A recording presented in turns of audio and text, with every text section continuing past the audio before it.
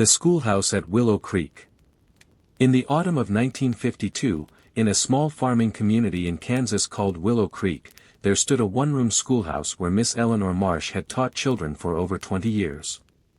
The white clapboard building sat at the edge of a wheat field, its small bell tower rising modestly against the endless prairie sky. Eleanor was 49 that year, unmarried, having devoted her life entirely to teaching the children of farming families scattered across the countryside.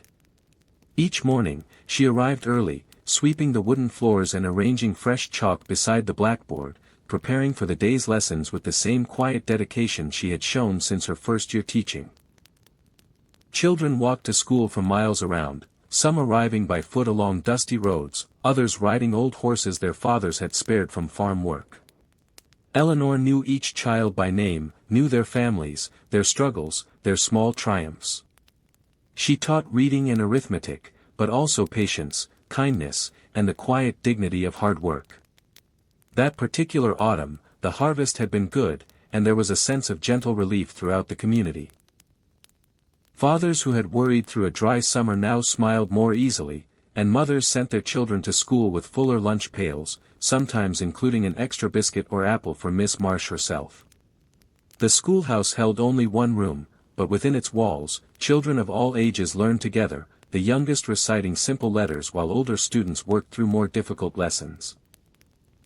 Eleanor moved between them patiently, offering guidance where needed, encouragement where deserved, correction where necessary, always delivered with warmth. In the afternoons, when lessons concluded, children would linger outside, playing games in the schoolyard while waiting for their older siblings to finish chores that would let them walk home together. Eleanor often stayed behind at her desk, grading papers by the fading afternoon light, feeling satisfied by the small progress each child had made that day.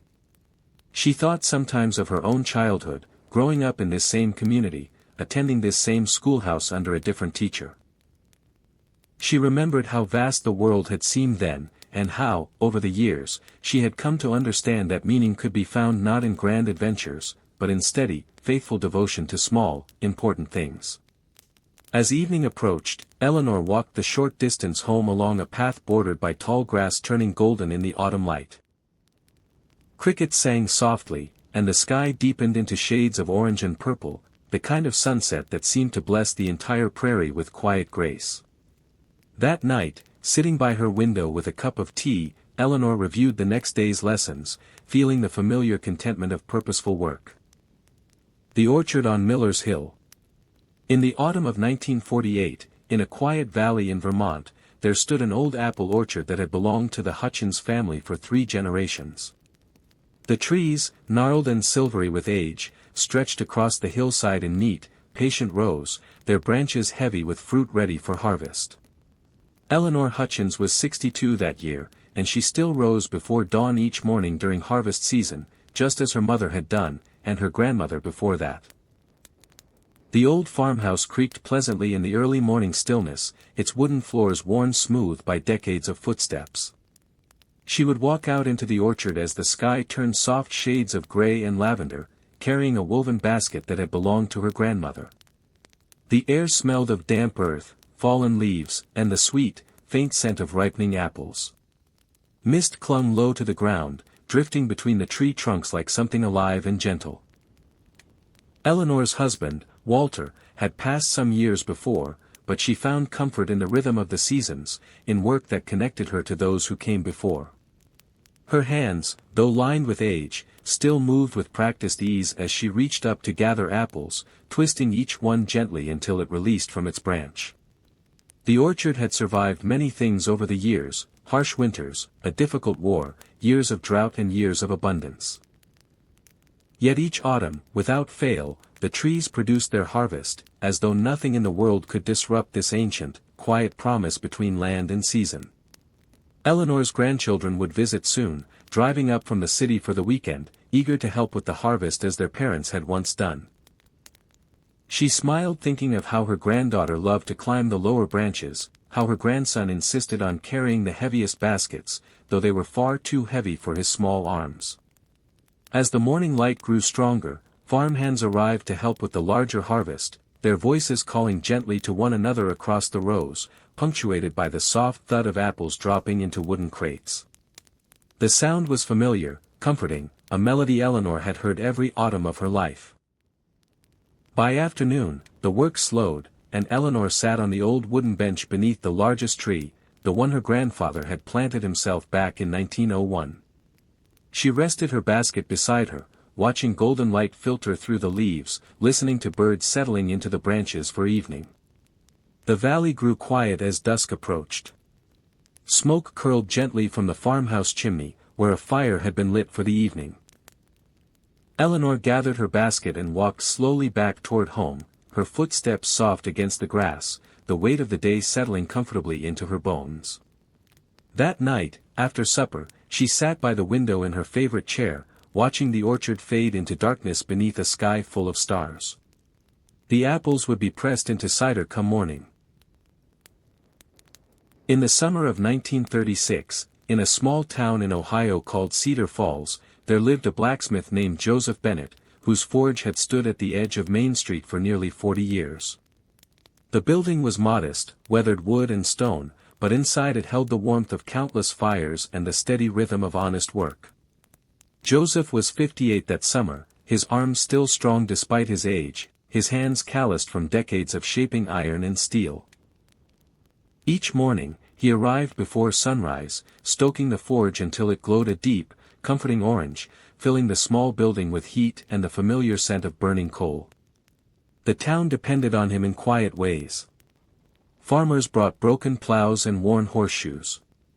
Housewives brought pots that needed mending. Children sometimes gathered by the open doorway, watching in fascination as sparks flew from his hammer, transforming raw metal into something useful and lasting.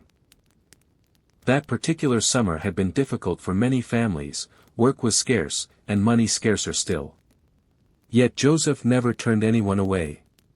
If a farmer couldn't pay in coin, he accepted eggs, or vegetables, or simply a promise of future payment. He remembered what it meant to struggle, having arrived in America as a young man with little more than his father's tools and a willingness to work. In the evenings, after the forge had cooled and the tools were cleaned and hung carefully on their hooks, Joseph would walk home along the dusty road, past fields turning gold in the fading light. His wife, Ruth, would have supper waiting, and they would sit together on their porch, watching the sun set behind the distant hills. Joseph often thought about his son, who had moved to the city seeking different opportunities, working now in a factory far from the sounds of hammer and anvil. He understood the pull of progress, the promise of new machines and easier ways of living, yet something in him remained devoted to the old methods, to work done slowly and carefully by hand. The townspeople respected him deeply, not just for his skill, but for his steadiness, his reliability through good years and hard ones alike. He had shod horses for weddings and forged tools for barn raisings, had repaired wagon wheels for families heading west and ironwork for the church steeple that still stood proudly at the center of town.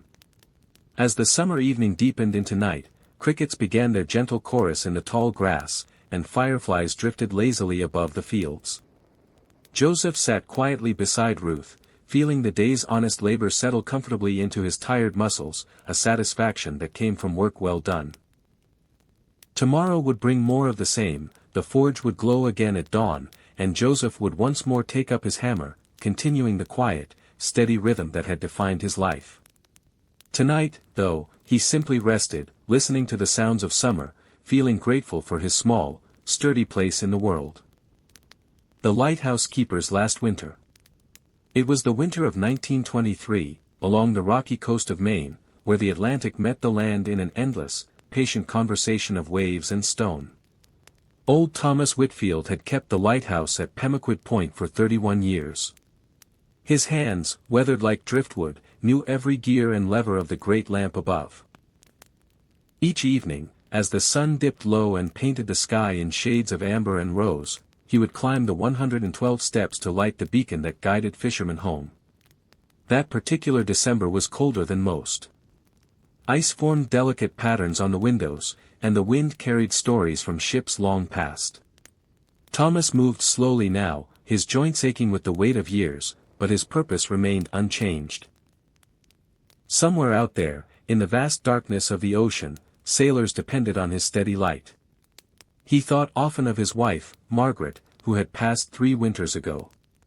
She used to sit by the window with her knitting, watching for his lamp to appear each night, a small comfort in an otherwise quiet house. Now the silence felt different, softer somehow, filled with memory rather than loneliness. The lighthouse had seen many changes. When Thomas first arrived in 1892, the lamp burned whale oil, and he had to trim the wick every few hours. Now, electricity powered the great lens, though he still preferred the old rituals of checking each mechanism by hand, as his predecessor had taught him. On this night, as snow began to fall in soft, unhurried flakes, Thomas settled into his chair by the small stove. He pulled a wool blanket over his knees, the same one Margaret had made him years before. Through the window, the beacon swept its familiar arc across the water, faithful and constant.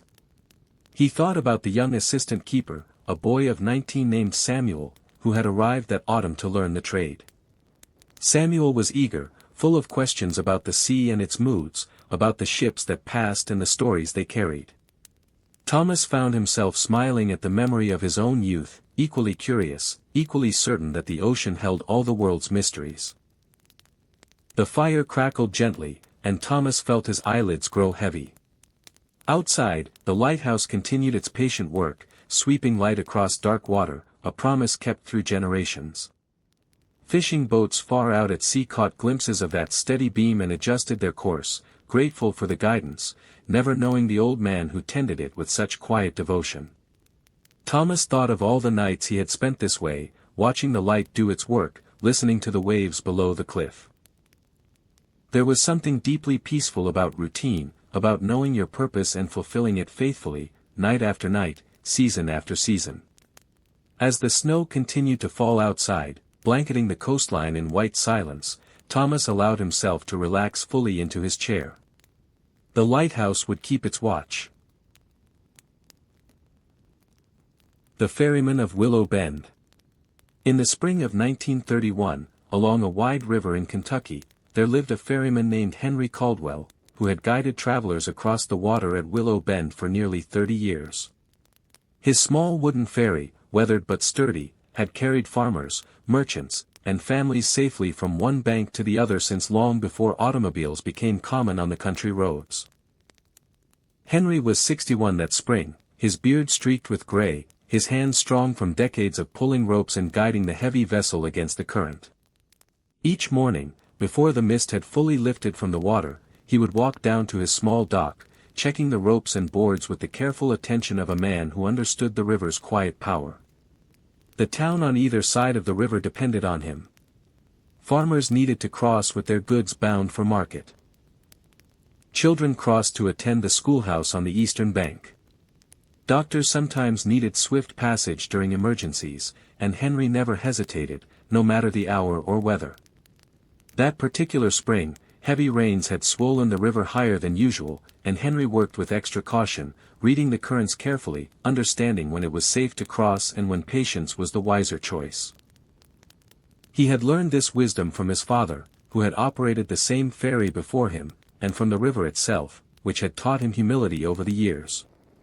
In the quiet hours between crossings, Henry would sit on the dock, watching herons wade through shallow water near the bank, listening to the gentle lapping of waves against wood. He often thought of his wife, who had passed some winters before, and how she used to wave to him from their small house on the hillside as he guided the ferry back and forth throughout the day. The townspeople respected him deeply, not simply for his skill, but for his unwavering reliability. Through floods and droughts, through hard winters and gentle summers, Henry remained steady, a constant presence connecting two halves of a single community separated only by water. As evening settled over the valley, Henry secured his ferry for the night, tying the ropes with practiced hands, checking each knot twice as he always did. He would walk slowly up the hillside path toward home, his lantern swaying gently, casting warm light across the darkening grass. Sitting on his porch that evening, listening to frogs calling from the riverbank, Henry felt the deep satisfaction of another day's honest work completed. Tomorrow, the river would rise with the morning mist once more, and he would return to his post, continuing the quiet, faithful rhythm that had shaped his entire life. He closed his eyes, breathing in the cool evening air, comforted by the steady sound of the river flowing nearby, patient and eternal, much like the life he had built beside its banks. In the port town of Brundisium, on the heel of Italy, a modest family lived a life shaped by the steady rhythm of ships crossing the Adriatic toward Greece and the eastern provinces. Nothing about their days was extraordinary. It followed the same familiar pattern shared by most harbor families of the era. Appius Valerius worked as a ferry coordinator, helping organize the passenger and cargo vessels that made the relatively short crossing between Brundisium and Dyrrhachium on the opposite coast. It was steady, methodical work. Each departure required checking passenger counts, confirming cargo weights, and coordinating with ship captains about weather conditions before allowing vessels to leave harbor.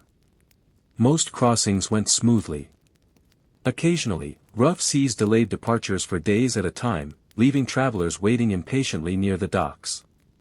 His wife, Valeria, managed their household according to the harbor's shifting schedule. When crossings were delayed by weather, the town grew crowded with waiting travelers, and Valeria often found herself preparing extra food to sell informally to stranded passengers, a small but useful addition to the household's income. Their son, Quintus, age 11, spent afternoons near the docks, watching ships being loaded with both passengers and cargo bound for the eastern provinces. He had learned, simply through repeated observation, to recognize which vessels were built primarily for passengers and which carried mostly grain and other goods. It wasn't formal instruction. It was simply the ordinary scenery of growing up in a busy crossing town. In the evenings, extended families sometimes gathered nearby, and conversation naturally drifted toward harbor matters. Whether the crossing had been smooth that week, whether official couriers had passed through carrying news from Greece, or which shipping families were expanding their fleets. These weren't especially lively discussions. They were simply the familiar talk of a household connected to the empire's steady maritime traffic. Their daughter, Valeria the younger, 13, assisted a relative who managed lodging for travelers waiting on delayed crossings, learning to keep simple records of guests and payments. It wasn't considered unusual work for a girl her age in Brundisium. Many families expected their children to eventually take on some practical role connected to the town's crossing-based economy. By the season's end, nothing dramatic had changed for Appius's family. He still coordinated ferry departures at the same docks. Valeria still adjusted household routines around unpredictable delays. Quintus still watched ships from the harbor, and young Valeria continued her quiet work keeping records for stranded travelers. Their life, steady and unremarkable, reflected something true about ordinary families throughout the Roman world, daily existence shaped not by dramatic events, but by the patient, repeated rhythm of ships crossing a narrow sea. In the ancient Roman port of Gades, on the Atlantic coast of southern Hispania, a modest family lived a life shaped by the steady rhythm of ships involved in the salted fish and garum trade. Nothing about their days was extraordinary. It followed the same familiar pattern shared by most harbor families of the era. Gnaeus Aemilius worked as a fish salting overseer, managing workers who prepared and packed salted fish into large clay containers before they were loaded onto ships bound for Rome and other Mediterranean ports. It was steady, unglamorous labor. Each batch required careful timing and consistent salting proportions, since improperly preserved fish could spoil during the long voyage east. Most days followed the same routine. Checking vats, supervising packing, and recording quantities before ships departed. His wife, Emilia, managed their household according to the fishing and shipping season. During peak months, when tuna runs brought heavy activity to the coast, Gnaeus worked longer hours, and Emilia adjusted mealtimes, keeping food ready for whenever he finally returned. Their son, Lucius, aged 10, often visited the harbor after lessons, watching workers seal large amphorae filled with garum, the fermented fish sauce prized throughout the empire. He had learned, simply through repeated observation, to recognize the difference between containers destined for Rome and those bound for smaller regional markets, based on markings stamped into the clay. It wasn't formal instruction. It was simply the ordinary scenery of growing up near a busy fish processing harbor. In the evenings, extended families sometimes gathered nearby, and conversation naturally turned toward harbor matters, whether that season's tuna catch had been strong, whether prices for garum might rise because of a delayed shipment, or which merchant families were expanding trade toward Italy. These weren't especially lively discussions. They were simply the familiar talk of a household connected to the coast's steady commerce. Their daughter, Emilia the younger, 13, assisted a relative who kept accounts for a local fish processing business, learning to record container counts and cross-check them against shipping totals. It wasn't considered unusual work for a girl her age in Gades. Many families expected their children to eventually take on some practical role connected to the region's fishing economy. By the season's end, nothing dramatic had changed for Nias's family. He still supervised salting at the same facility. Emilia still adjusted household routines around unpredictable fishing seasons. Lucia still watched containers sealed at the docks, and young Emilia continued her quiet work with the business's accounts. Their life, steady and unremarkable, reflected something true about ordinary families throughout the Roman world. Daily existence shaped not by dramatic events, but by the patient, repeated rhythm of goods moving quietly from a distant Atlantic. In the winter of 1945, in a small coastal town in Massachusetts called Port Ellis, there lived a baker named Dorothy Hale, whose small shop had warmed the hearts and stomachs of townspeople for nearly 25 years. The shop stood at the corner of Harbor Street, its windows often fogged with warmth against the cold sea air outside. Dorothy was 54 that winter, widowed 3 years earlier when her husband, a fisherman, had been lost at sea during a sudden storm. Rather than leave the town that held so many memories, she had poured her grief into her work, waking before dawn each day to fill her ovens with bread, rolls, and the cinnamon pastries the fishermen loved before heading out to sea. The bakery had become something more than a business, it was a gathering place, a source of comfort for a town whose men risked their lives daily upon unpredictable waters. Dorothy knew which fishermen preferred their bread extra crusty, which children begged their mothers for a small sweet roll on the way to school, which elderly widows simply needed someone to share a kind word over a warm cup of coffee. That particular winter had been harder than most, the war had only recently ended, and several families in town were still adjusting to the return of sons and husbands, or grieving those who never came home. Dorothy understood this grief intimately, and her kitchen became a quiet refuge where people could sit a while, warmed by ovens and gentle conversation. Each morning, the scent of fresh bread drifted along Harbor Street, mixing with salt air and the distant calls of gulls circling above fishing boats preparing to depart. Fishermen would stop briefly before dawn, exchanging quiet greetings with Dorothy as she wrapped their bread in brown paper, tucking in an extra roll for the cold morning ahead. In the afternoons, when her ovens had cooled and her shelves emptied of the day's baking, Dorothy would sit by her window, watching boats return home against the fading winter light, counting each one until she was certain all had arrived safely, an old habit she could never quite abandon. The townspeople had grown to love her not just for her baking, but for her quiet strength, her ability to carry her own sorrow while still offering warmth and comfort to others.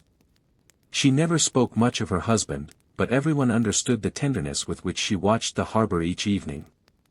As evening settled over Port Ellis, Dorothy closed her shop, banking the ovens for the night, and walked the short distance home along the frozen harbor road. Stars emerged slowly above the water, and somewhere in the distance, a foghorn sounded softly, familiar and comforting. That night, resting in her small house near the sea, Dorothy felt the quiet satisfaction of another day spent nurturing her community. Tomorrow, her ovens would warm once more, and she would continue the steady, faithful rhythm that had carried her through grief toward gentle purpose. Near the mouth of the Orontes River, in the harbor town of Seleucia Pieria that served the great inland city of Antioch, a modest family lived a life shaped by the steady flow of ships carrying goods between Syria and Rome. Nothing about their existence was extraordinary. It followed the same predictable rhythm shared by most harbor families of the era. Decimus Julianus worked as a harbor registrar, stationed at the docks to record which ships arrived, what they carried, and where their cargo was ultimately headed. It was careful, unglamorous work.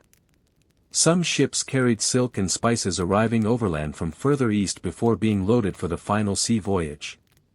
Others carried simpler goods, pottery, glassware, dried fruit. Each required the same steady documentation, regardless of how exotic or ordinary the cargo happened to be. His wife, Julia, managed their household according to the harbor's shifting demands. During busy trading months, Decimus often worked late into the evening finishing his records, and Julia adjusted the household routine, keeping meals simple and ready whenever he finally returned. Their son, Marcus, aged 12, frequently visited the harbor after lessons, watching laborers unload crates from ships that had sailed from distant ports. He had come to recognize, simply through repeated observation, certain markings that indicated goods arriving from Alexandria versus those coming from smaller ports along the Syrian coast. It wasn't formal knowledge. It was simply the everyday scenery of growing up near a busy trading harbor. In the evenings, extended families sometimes gathered nearby, and conversation naturally turned toward harbor matters.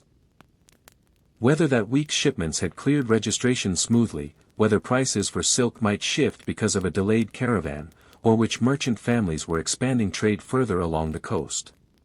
These weren't especially lively discussions. They were simply the familiar talk of a household connected to the region's steady commerce. Their daughter, Julia the younger, 13, assisted a relative who managed accounts for a local trading house, learning to record cargo entries and cross-check them against harbor registrations. It wasn't considered unusual work for a girl her age in Seleucia Pieria. Many families expected their children to eventually take on some practical role connected to the harbor's constant administrative demands. By the season's end, nothing dramatic had changed for Decimus's family. He still recorded shipments at the same harbor post. Julia still adjusted household routines around unpredictable arrivals. Marcus still watched cargo unload at the docks, and young Julia continued her quiet work with the trading house's records. Their life, steady and unremarkable, reflected something true about ordinary families throughout the Roman world, daily existence shaped not by dramatic events, but by the patient. The watchmaker of Elm Street. In the autumn of 1938, in a small town in Pennsylvania called Millbrook, there lived a watchmaker named Samuel Kessler, whose narrow shop on Elm Street had repaired timepieces for the community for over 30 years. Behind his cluttered window display of clocks and pocket watches, Samuel worked each day with a jeweler's precision, his small tools spread across a worn wooden bench. Samuel was 63 that autumn, his eyesight weakening slightly with age, though his hands remained remarkably steady from decades of delicate work. He had learned the trade from his father, who had brought the craft with him from Germany many years before, teaching young Samuel patience and precision at an age when other boys were still playing in the streets outside.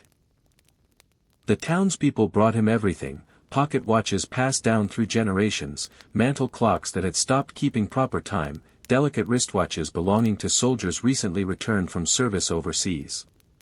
Samuel treated each piece with equal care, understanding that behind every timepiece lay a story, a memory, a connection to someone's past. That particular autumn, business had been steady, families finally recovering from years of economic hardship, finding small comforts in repairing treasured possessions rather than replacing them entirely. Samuel appreciated this shift, understanding intimately the value of preserving something meaningful rather than discarding it. Each morning, he arrived at his shop before the town fully woke, settling into his chair by the window where morning light illuminated his workspace best. He would select his tools carefully, adjusting his magnifying lens, examining tiny gears and springs with the focused attention the work demanded, losing himself entirely in the quiet rhythm of careful repair. Children sometimes pressed their faces against his window, fascinated by the countless clocks ticking in unison, their hands moving in gentle synchronization. Samuel would occasionally invite them inside, showing them the intricate machinery within an old pocket watch, delighting in their wide-eyed wonder at such delicate craftsmanship. In the evenings, after locking his shop for the night, Samuel walked home along quiet streets lined with maple trees turning brilliant shades of orange and red. He lived alone since his wife's passing years before, finding comfort in routine, in the predictable rhythm of his work, in the satisfaction of restoring broken things to proper function.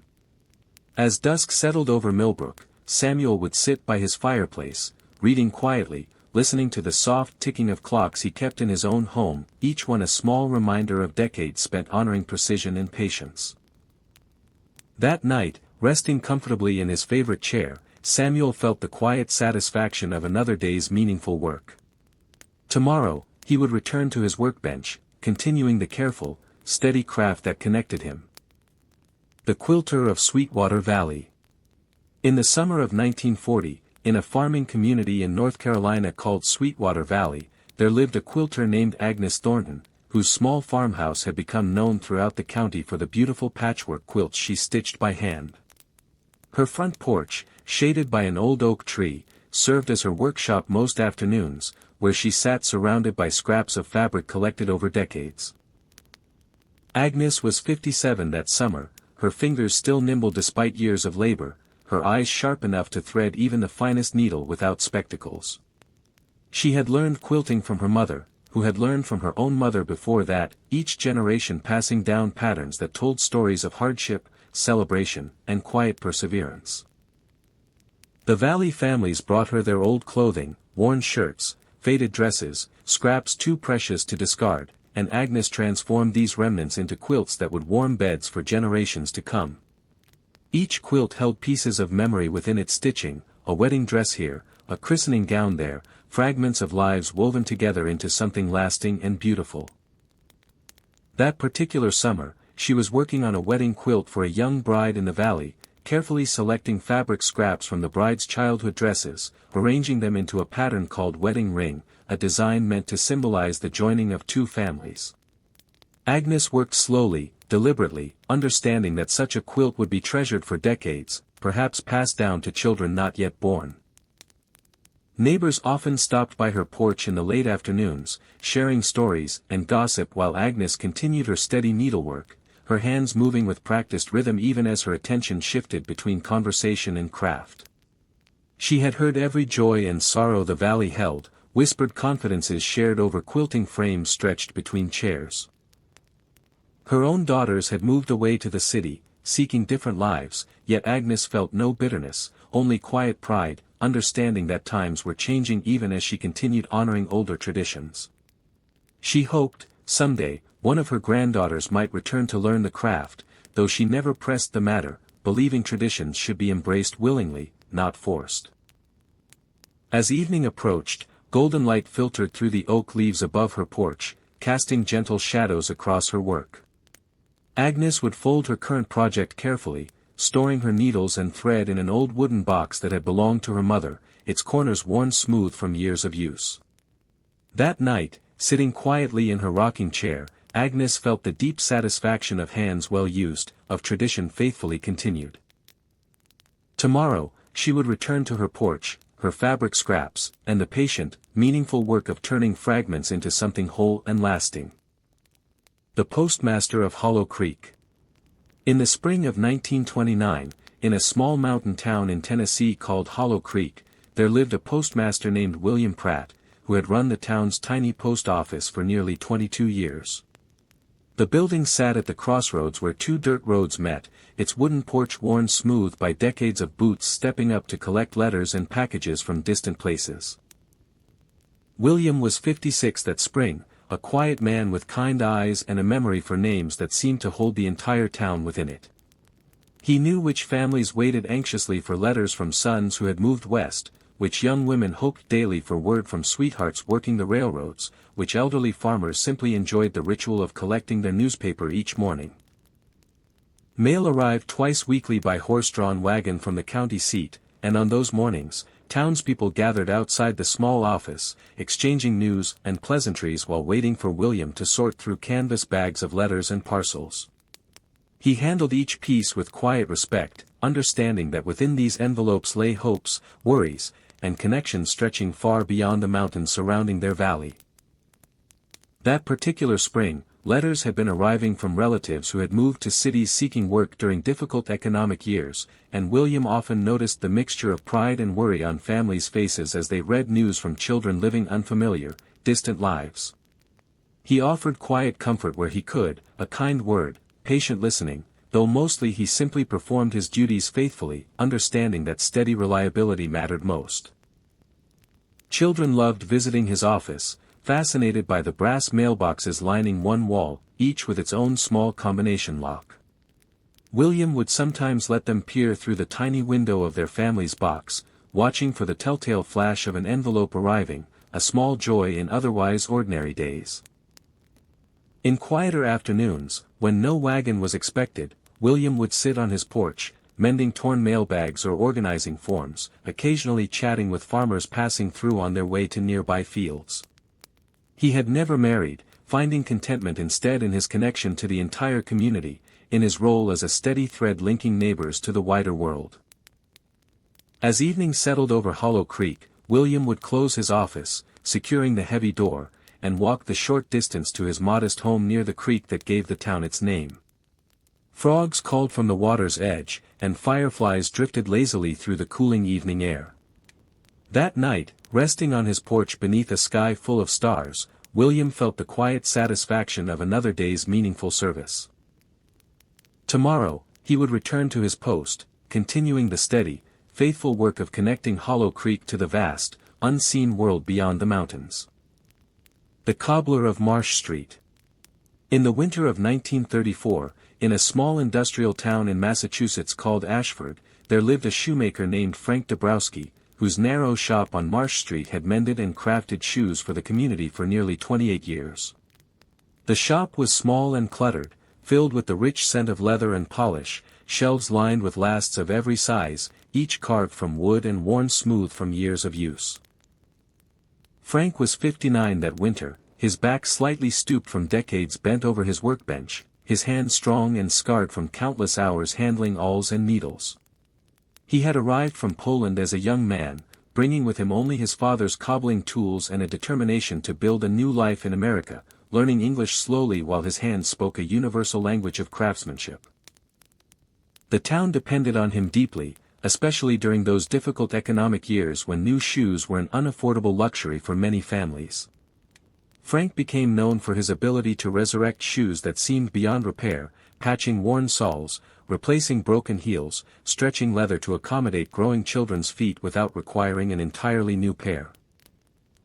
That particular winter, work had increased considerably, mothers bringing in husbands' work boots, children's school shoes, anything that could be salvaged rather than replaced. Frank never rushed his work, understanding that each pair represented precious family resources, deserving careful attention regardless of how humble the shoes might be. Children often watched through his frosted window, mesmerized by the rhythmic tapping of his hammer, the careful way he threaded wax string through leather with practiced precision. Occasionally, he would wave them inside to warm themselves by his small stove, offering quiet company on particularly cold afternoons. In his rare quiet moments, Frank thought of his wife, who had passed some years earlier, and of his son, now grown and working in a nearby factory. He found comfort in his solitary craft, in the steady rhythm of hammer against leather, in knowing his work provided tangible comfort to neighbors facing uncertain times. As evening fell over Ashford, Frank would sweep his workbench clean, extinguish his lamp, and walk slowly home through streets dusted with fresh snow, his breath visible in the cold winter air, his thoughts settling into quiet contentment. That night, sitting beside his small stove, Frank felt the deep satisfaction of another day's honest labor. Tomorrow, he would return to his bench, continuing the patient, steady work of mending soles and spirits alike, one careful stitch at a time. The Beekeeper of Clover Hollow. In the summer of 1937, in a quiet farming valley in Kentucky called Clover Hollow, there lived a beekeeper named Martha Ellison, whose rows of wooden hives lined the hillside behind her family's farmhouse. She had tended bees for nearly 30 years, having learned the craft from her father, who kept hives long before her, back when horse-drawn wagons were the only way to carry honey to market. Martha was 55 that summer, her arms freckled from long hours in the sun, her movements calm and unhurried whenever she approached her hives, understanding that bees rewarded patience and punished haste. She wore no gloves most days, trusting the quiet understanding she had built with her bees over decades of careful, gentle handling. The valley depended on her in ways not always obvious. Farmers welcomed her bees for pollinating orchards and fields, and families throughout Clover Hollow relied on her honey, not just for sweetness, but for remedies passed down through generations, salves for burns, syrups for coughs, comfort during long winter illnesses. That particular summer had brought good rains, and clover bloomed abundantly across the hillsides, filling the air with sweetness and the steady hum of thousands of bees at work. Martha spent long mornings among her hives, checking frames heavy with golden comb, speaking softly to her bees as she worked, an old habit her father had taught her, believing bees sensed kindness and calm. In the afternoons, she extracted honey in her small barn, the air thick with sweetness, jars lining wooden shelves in neat, gleaming rows. Children from neighboring farms often visited, drawn by curiosity and the promise of a taste straight from the comb, watching wide-eyed as Martha worked without fear among gently buzzing swarms. She had never married, choosing instead a quiet life devoted to her bees and her father's land, finding deep contentment in the steady rhythm of seasons, in watching hives grow strong each spring and rest peacefully each winter. She understood loss too, having buried both parents on this same hillside, their memory woven into every hive she tended. As evening approached, golden light spread across the clover fields, and the bees' hum softened into gentle stillness as they settled inside their hives for the night. Martha would walk slowly back toward her farmhouse, her hands sticky with honey, her heart full of quiet satisfaction. That night, resting on her porch, listening to crickets replace the daytime hum of bees, Martha felt deeply connected to generations before her. Tomorrow, she would return to her hives, continuing patient work that nourished both the land and the people who depended upon it. The bridge tender of Millstone River.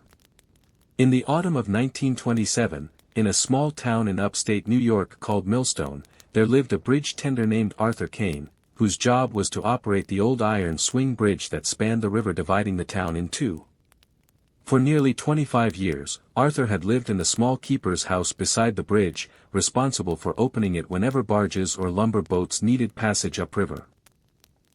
Arthur was 60 that autumn, a solitary man by nature, content with the steady rhythm of his work and the quiet company of the river itself. He had taken the position after returning from years working the waterways as a young man, finding in this settled post the peace he had once sought on distant rivers and canals. The townspeople depended on him twice daily, once for the morning barge carrying goods to the mill upstream, and again for the evening return trip.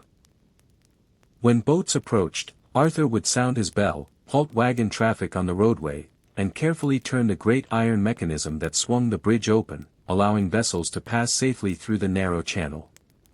That particular autumn, the mill had increased its shipments, preparing for winter demand, and Arthur found his days busier than usual. He welcomed the activity, having grown fond of watching goods travel to and from the mill, understanding his small role in a larger chain that connected farmers, millers, and merchants throughout the region.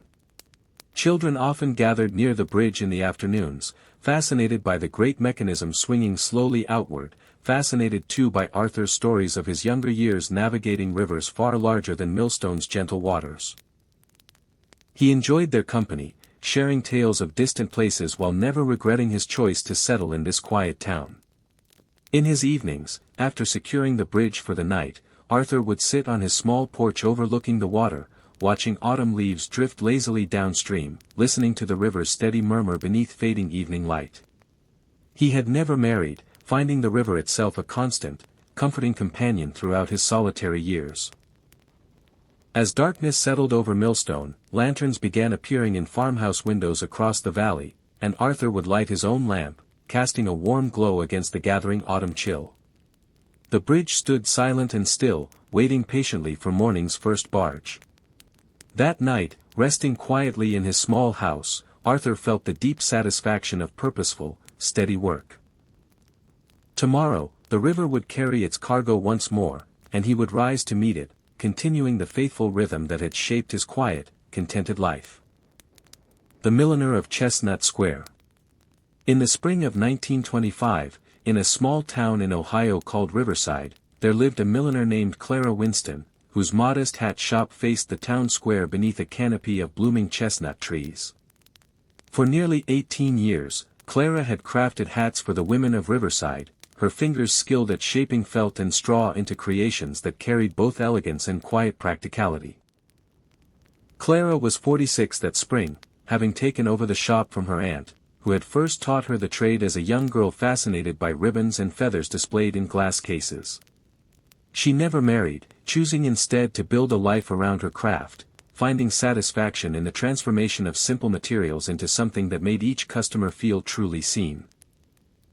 The women of Riverside trusted her completely, bringing requests for wedding hats, morning bonnets, and everyday styles suited to church, market days, or visits to relatives in nearby towns.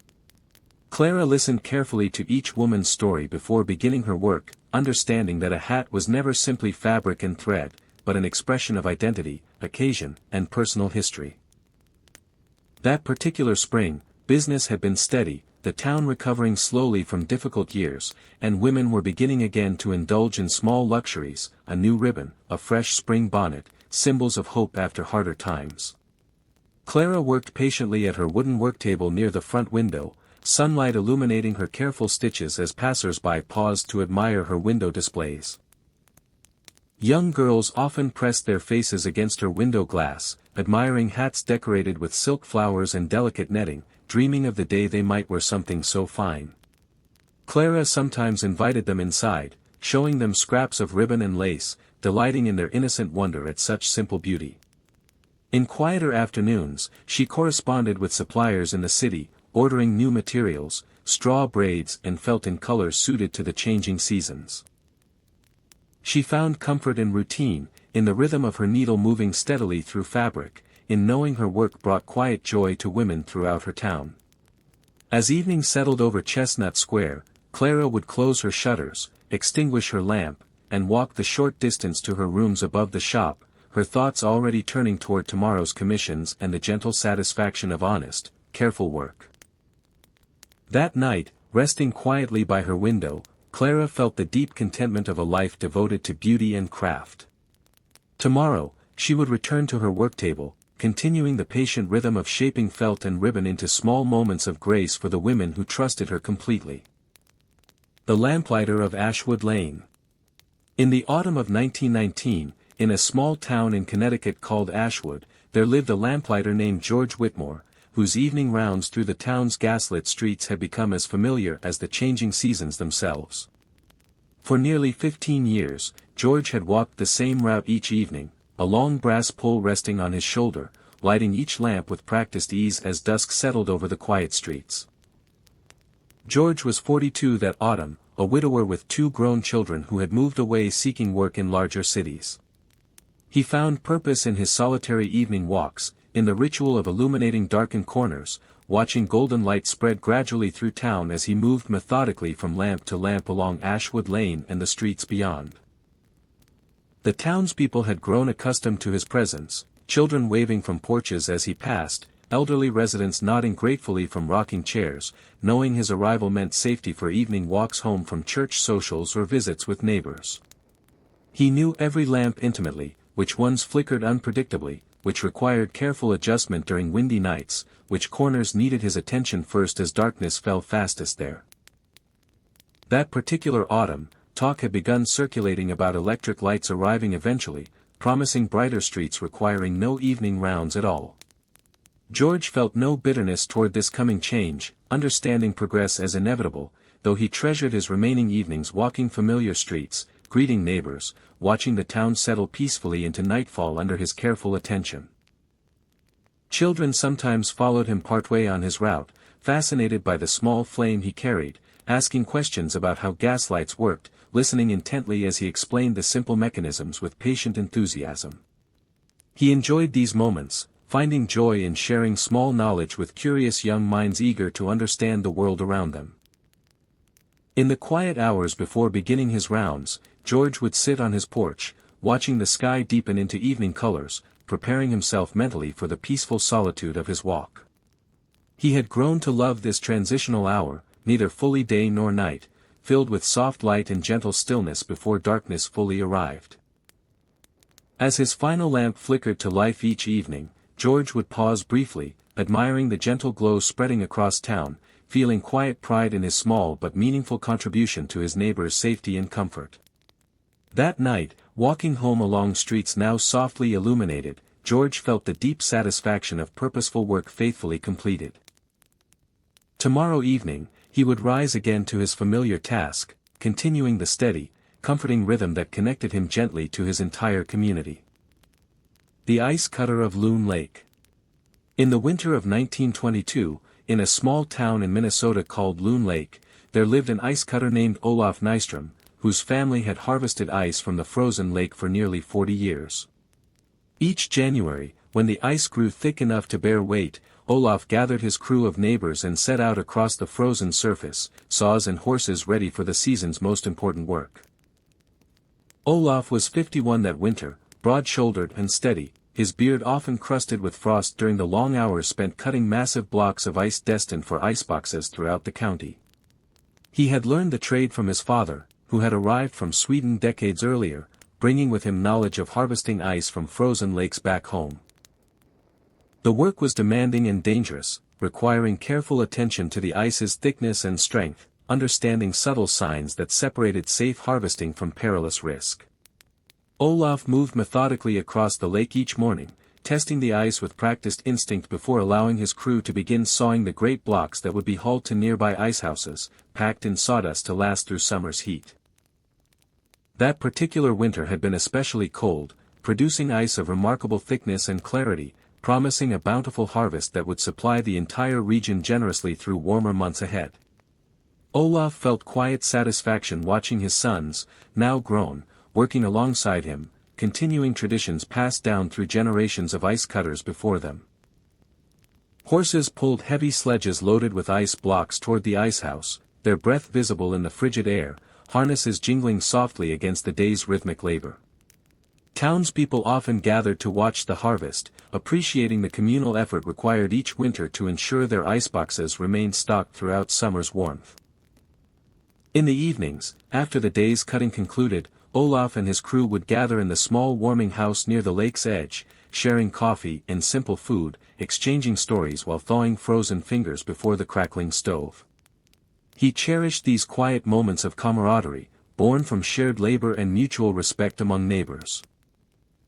As darkness settled over Loon Lake, Olaf would walk home along snow-covered paths, his muscles pleasantly tired, his thoughts turning toward tomorrow's continued harvest.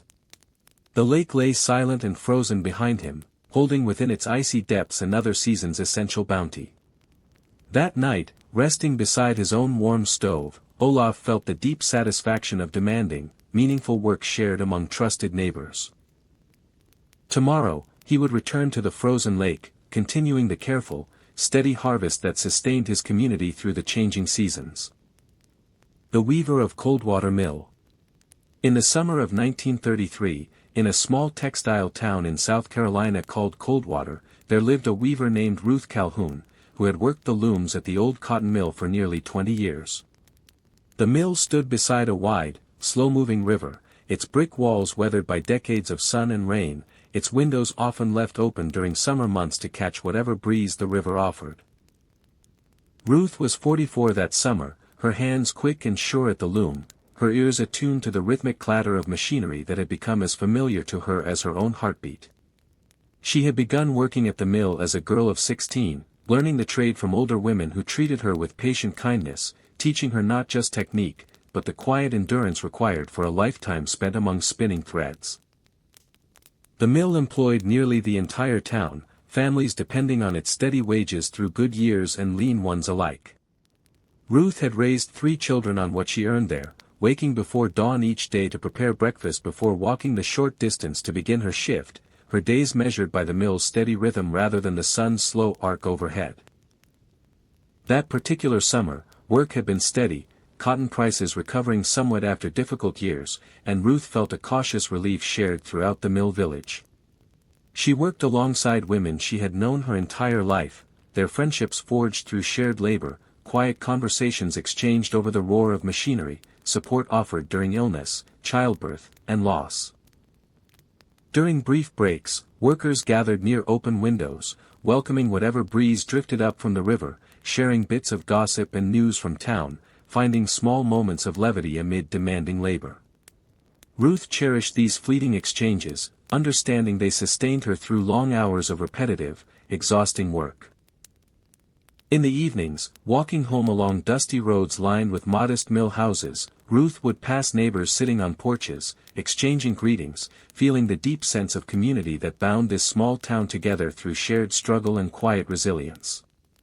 As night fell over Coldwater, Ruth would sit briefly on her own porch, listening to crickets and distant voices, feeling her tired muscles slowly relax after another long day's labor. That night, resting quietly, Ruth felt the deep, weary satisfaction of honest work completed. Tomorrow, she would rise again before dawn, returning to her loom, continuing the steady rhythm that sustained both her family and the entire mill town she called home. The harbor pilot of Gull Bay. In the spring of 1928, in a small coastal town in Maine called Gull Bay, there lived a harbor pilot named Nathaniel Foss, whose knowledge of the treacherous waters surrounding the bay had guided countless ships safely to port for nearly 30 years. His small boat, weathered but reliable, carried him out each morning to meet incoming vessels, offering his expertise to captains unfamiliar with the bay's hidden rocks and shifting currents. Nathaniel was 62 that spring, his face deeply lined from decades spent squinting against sun and salt spray, his knowledge of the bay so thorough he could navigate its channels blindfolded, guided purely by memory and instinct. He had learned piloting from his own father, who had guided ships through these same waters before him, passing down wisdom gathered across generations of careful observation. Ship captains from distant ports relied entirely on his expertise, understanding that Gull Bay's rocky shoreline and unpredictable tides required local knowledge no chart could fully capture. Nathaniel would climb aboard incoming vessels, taking command temporarily, guiding massive ships through narrow passages with calm confidence born from a lifetime spent studying the water's every mood and pattern. That particular spring, shipping traffic had increased steadily, cargo vessels bringing goods from distant cities, fishing boats returning with abundant catches after a difficult winter. Nathaniel felt the familiar satisfaction of purposeful work, understanding his crucial role connecting Gull Bay to the wider world through safe passage across dangerous waters. Young sailors sometimes accompanied him, eager to learn the pilot's trade, watching carefully as he read subtle signs in the water's color and movement, signs invisible to untrained eyes but clear as written words to Nathaniel's practiced gaze. He taught patiently, understanding the importance of passing this vital knowledge forward to future generations. In quieter afternoons, when no ships awaited guidance, Nathaniel would sit near the harbor, watching gulls circle above fishing boats, listening to waves lapping gently against the rocky shore he knew so intimately. He had never fully retired, despite his age, finding deep purpose in remaining useful to his community and the sailors who trusted him completely. As evening settled over Gull Bay, Nathaniel would return to his modest home overlooking the water, his body tired but his spirit content, watching the sunset paint the harbor in gentle shades of gold and rose. That night, resting by his window, Nathaniel felt the profound satisfaction of a lifetime spent ensuring others' safe passage. Tomorrow, more ships would arrive, and he would once again offer his steady, trusted guidance through waters he had come to know as intimately as his own heartbeat. The printer of Barrow Street. In the winter of 1926, in a small town in New Jersey called Barrow Falls, there lived a printer named Elias Hargrove, whose modest shop had produced the town's weekly newspaper for nearly 22 years. The shop sat above a hardware store on Barrow Street, its windows often steamed from the heat of the printing press that dominated the cramped back room. Elias was 50 that winter, ink permanently staining the creases of his hands, his eyesight sharpened by years spent arranging tiny metal type into columns of careful text. He had learned the trade as an apprentice in Philadelphia before returning home to Barrow Falls, determined to give his town a voice of its own, however small the circulation might be. The newspaper carried modest news, births and marriages, church socials, crop reports, and the occasional notice of a barn raising or town meeting. Yet Elias understood its importance to the community, how families clipped announcements to send relatives who had moved away, how farmers relied on his weather notes, how the entire town gathered its shared identity from the pages he set by hand each Wednesday night. That particular winter, an unusually harsh cold spell had settled over the region, and Elias found himself printing extra notices about frozen pipes, closed roads, and the town council's relief efforts for families struggling to keep warm. He worked later than usual those weeks, understanding that accurate, timely information mattered more than ever during difficult stretches of weather. His apprentice, a quiet young man named Thomas, worked alongside him most evenings, learning to set type with the same careful patience Elias had once learned from his own teacher. Elias enjoyed passing along his knowledge, watching Thomas gradually gain confidence with the heavy trays of lead letters and the temperamental old press. In rare quiet moments, Elias would sit near his shop's small stove, reviewing proofs before the final printing, catching errors with practiced attention, understanding that even small mistakes could ripple through a town where everyone read every line closely. He took quiet pride in accuracy, in fairness, in giving voice to ordinary lives rarely mentioned elsewhere. As evening deepened into night, the press finally fell silent, ink drying on freshly printed pages stacked and ready for morning distribution. Elias would bank the stove's fire, extinguish his lamp, and walk home through quiet, snow-dusted streets, his thoughts already turning toward next week's edition. That night, resting in his modest home, Elias felt the steady satisfaction of meaningful work faithfully done. Tomorrow, the paper would reach doorsteps and shops as it always had, continuing his quiet service to a town he had spent his life informing and connecting. The Midwife of Sparrow Creek. In the autumn of 1931, in a small farming community in Georgia called Sparrow Creek, there lived a midwife named Vera Colson, who had delivered nearly every baby born in the valley for over 25 years. Her small satchel of tools and remedies, worn smooth from years of use, rested always near her door, ready for the calls that could come at any hour of day or night. Vera was 53 that autumn, her hands gentle but sure, her manner calm even in moments of great urgency. She had learned her craft from her own mother, who had served the community before her, passing down knowledge of herbs, careful observation, and quiet reassurance that had comforted generations of anxious mothers throughout the valley. Families trusted her completely, understanding that Vera's presence meant steady competence during one of life's most vulnerable moments. She traveled by horse and buggy along rutted country roads, sometimes through storms or bitter cold, never hesitating when word arrived that a birth was near, understanding the urgency such moments demanded. That particular autumn had brought several births in close succession, and Vera found herself moving between farmhouses scattered across the valley, carrying with her not just medical knowledge, but the deep reassurance of her calm, steady presence. She remembered every child she had helped bring into the world, watching them grow into farmhands, mothers, and fathers themselves. Young women often sought her counsel beyond childbirth itself, trusting her wisdom regarding illness, herbal remedies, and the quiet worries that accompanied family life in isolated farming communities. Vera listened patiently, offering guidance gathered from decades of experience and careful attention to those she served. In quieter moments between calls, Vera tended her own small garden, growing herbs she relied upon for various remedies, understanding the land's rhythms as intimately as she understood the rhythms of childbirth itself. She had never married, devoting her life entirely to her calling, finding deep purpose in service to her community's most tender moments. As evening settled over Sparrow Creek, Vera would often sit on her porch, resting after a long day's travel, watching stars emerge above quiet fields, grateful for another successful delivery, another family made whole. That night, resting peacefully in her modest home, Vera felt the profound satisfaction of a life spent easing others through moments of uncertainty and joy. Tomorrow, another call might come, and she would rise once more, ready to offer her steady hands and calm reassurance to whichever family needed her most. The grain miller of Poplar Bend. In the autumn of 1923, in a small farming town in Iowa called Poplar Bend, there lived a grain miller named Edward Hoffman, whose family's mill had ground wheat and corn for local farmers for nearly 50 years. The mill sat beside a modest creek, its great wooden water wheel turning steadily, powering machinery that had remained largely unchanged since his grandfather first built the structure. Edward was 57 that autumn, his hair dusted permanently with fine flour, his shoulders strong from decades hauling heavy sacks of grain up wooden stairs to the mill's upper floors. He had inherited the business from his father, who had inherited it from his own father before that, each generation maintaining the same careful attention to quality that farmers throughout the valley had come to depend upon.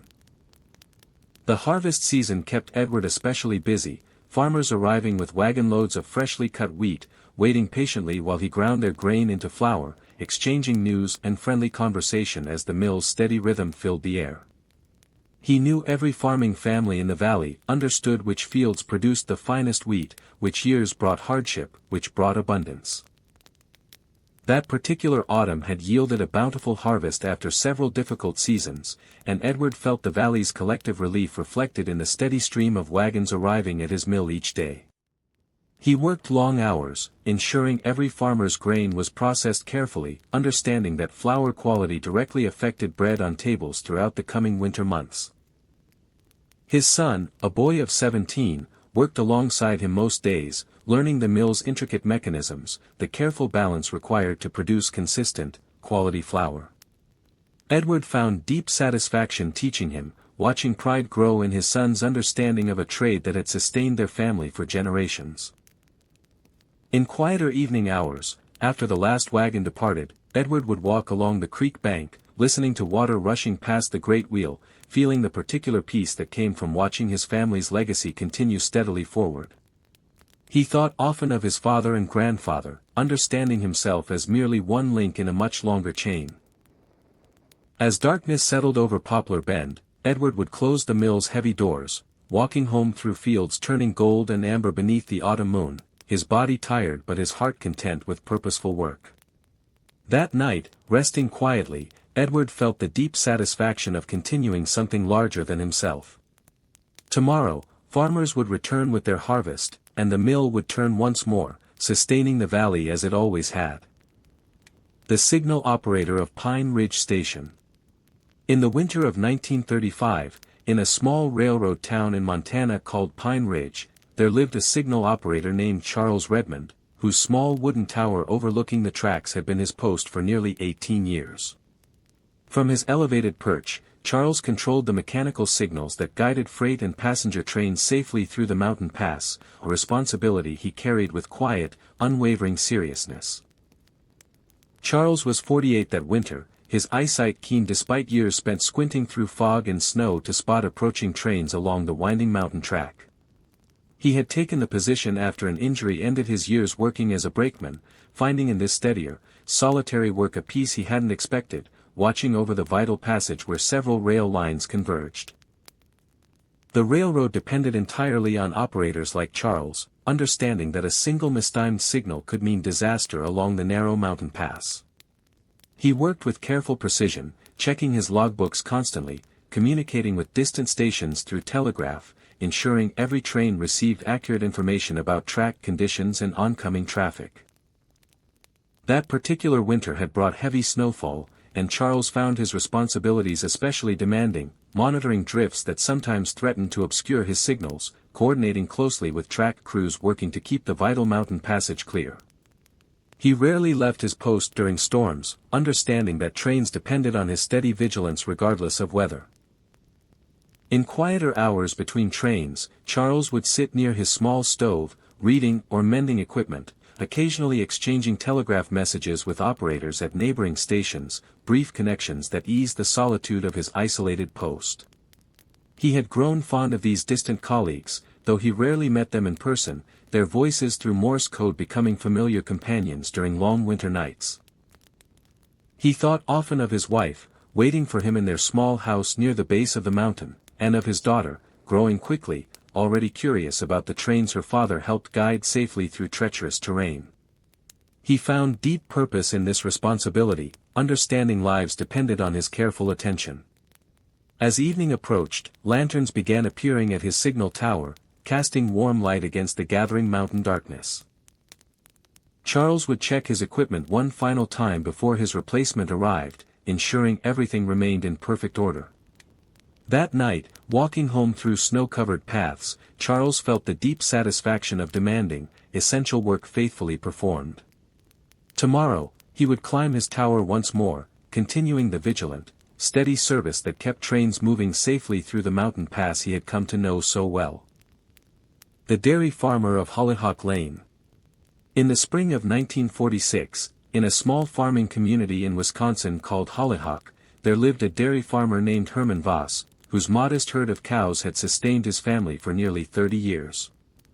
Each morning, long before sunrise painted the sky above his rolling pastures, Herman rose to begin the milking, his lantern swaying gently as he walked the familiar path to the barn. Herman was 54 that spring, his hands calloused and strong from decades of daily labor, his rhythm with the herd so practiced that he could recognize each cow's particular temperament without needing to glance twice. He had taken over the farm from his father, who had cleared this same land generations earlier, building a modest but steady life from dairy and hard-won soil. The war had recently ended, and Herman's youngest son had returned home that spring, bringing with him a quiet gratitude for ordinary mornings spent among familiar fields and gentle animals. Herman felt a deep relief watching his son settle back into farm rhythms, relearning patience beside cows that required no urgency, only steady, faithful care. Each morning, Herman moved methodically between stalls, his hands finding practiced rhythm against udders warm in the cool barn air, milk pinging softly into steel pails. The barn held its own particular comfort, hay and animal warmth mixing pleasantly against the chill of early spring mornings, familiar scents that had marked every day of his adult life. After milking, Herman would drive his wagon along the county road, delivering fresh milk to neighboring families and the small creamery in town, exchanging brief greetings with fellow farmers doing the same rounds. The community depended on this quiet, daily exchange, a network of trust built through decades of reliable service.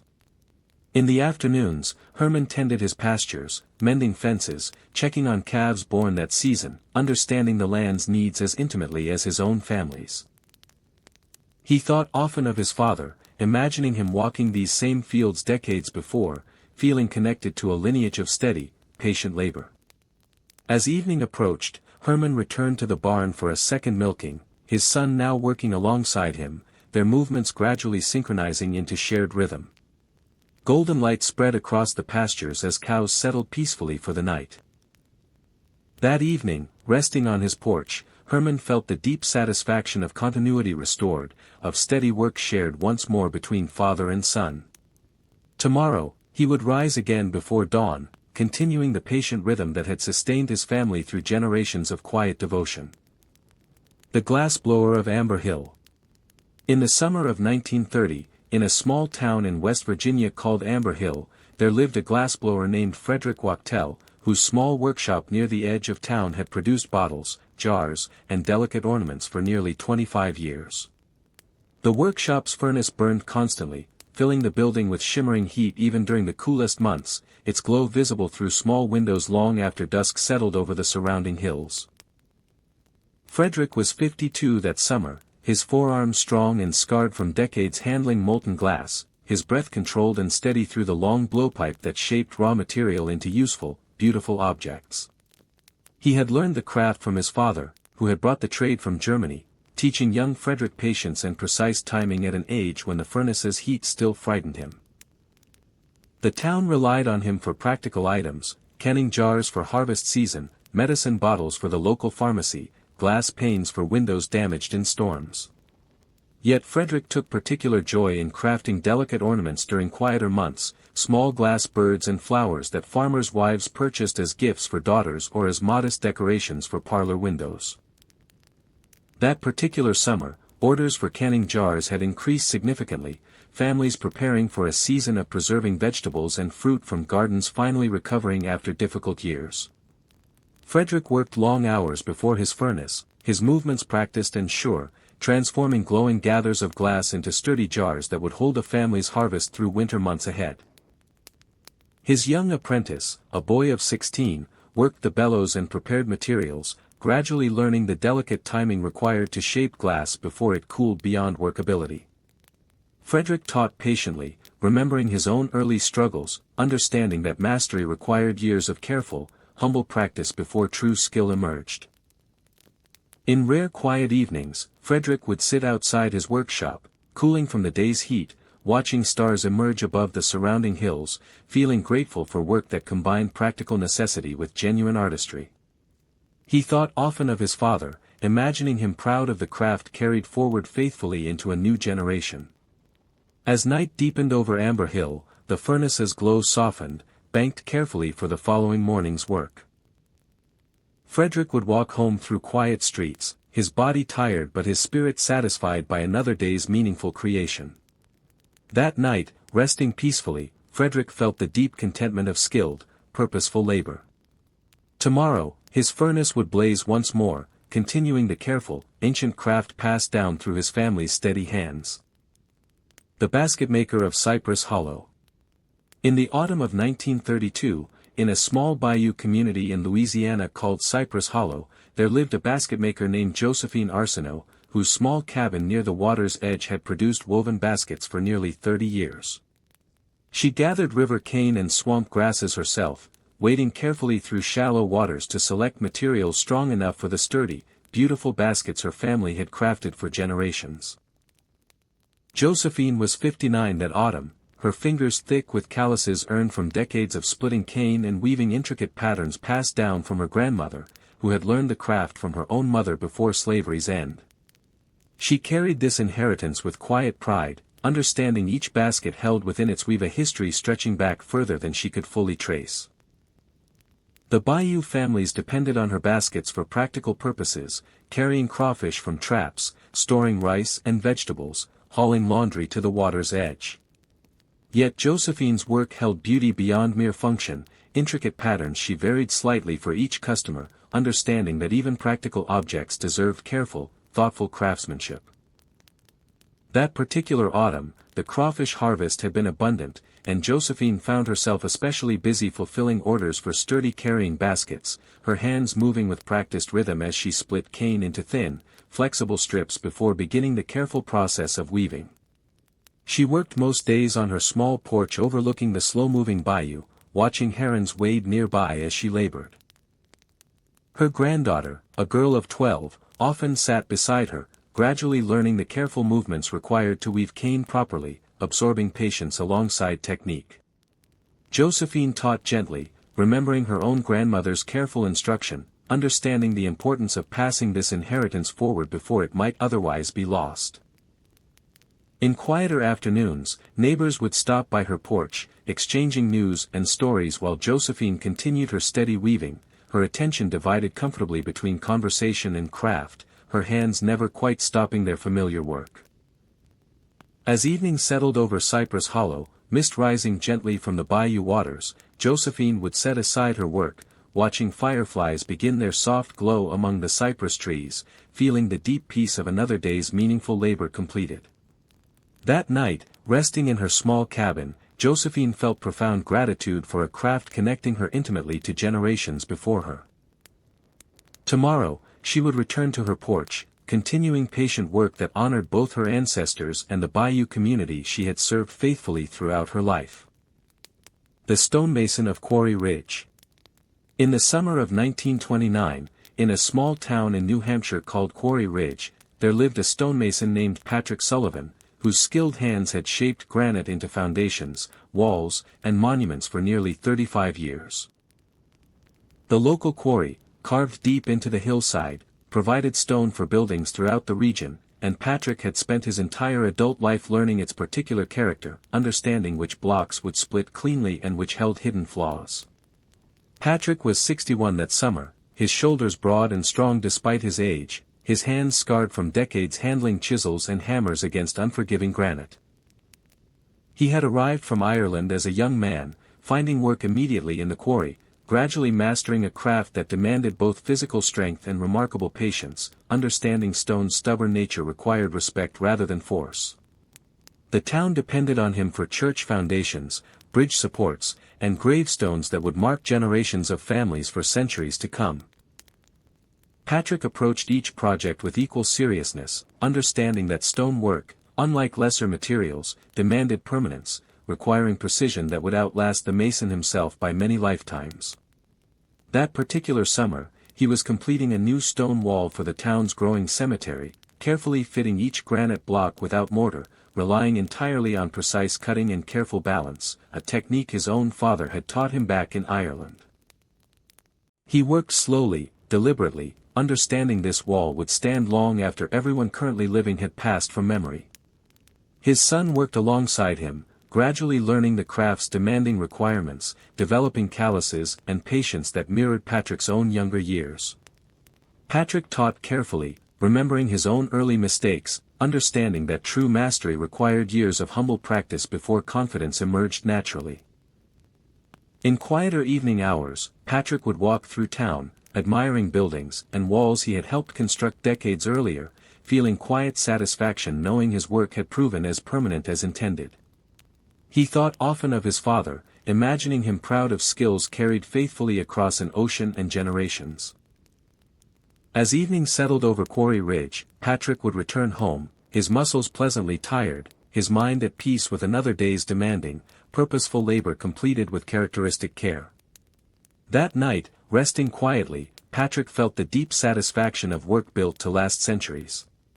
Tomorrow, he would return to his stone, continuing the patient, enduring craft that had shaped both his hands and his entire meaningful life. The rope maker of Saltmarsh Bay. In the winter of 1924, in a small coastal town in Rhode Island called Saltmarsh Bay, there lived a rope maker named Isaac Bledsoe, whose long, narrow ropewalk building had supplied fishing vessels and merchant ships with sturdy cordage for nearly 40 years.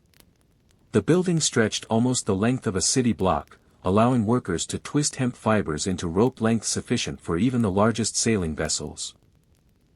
Isaac was 64 that winter, his hands roughened from decades handling coarse hemp fiber, his understanding of proper tension and twist so thorough he could judge rope quality simply by touch.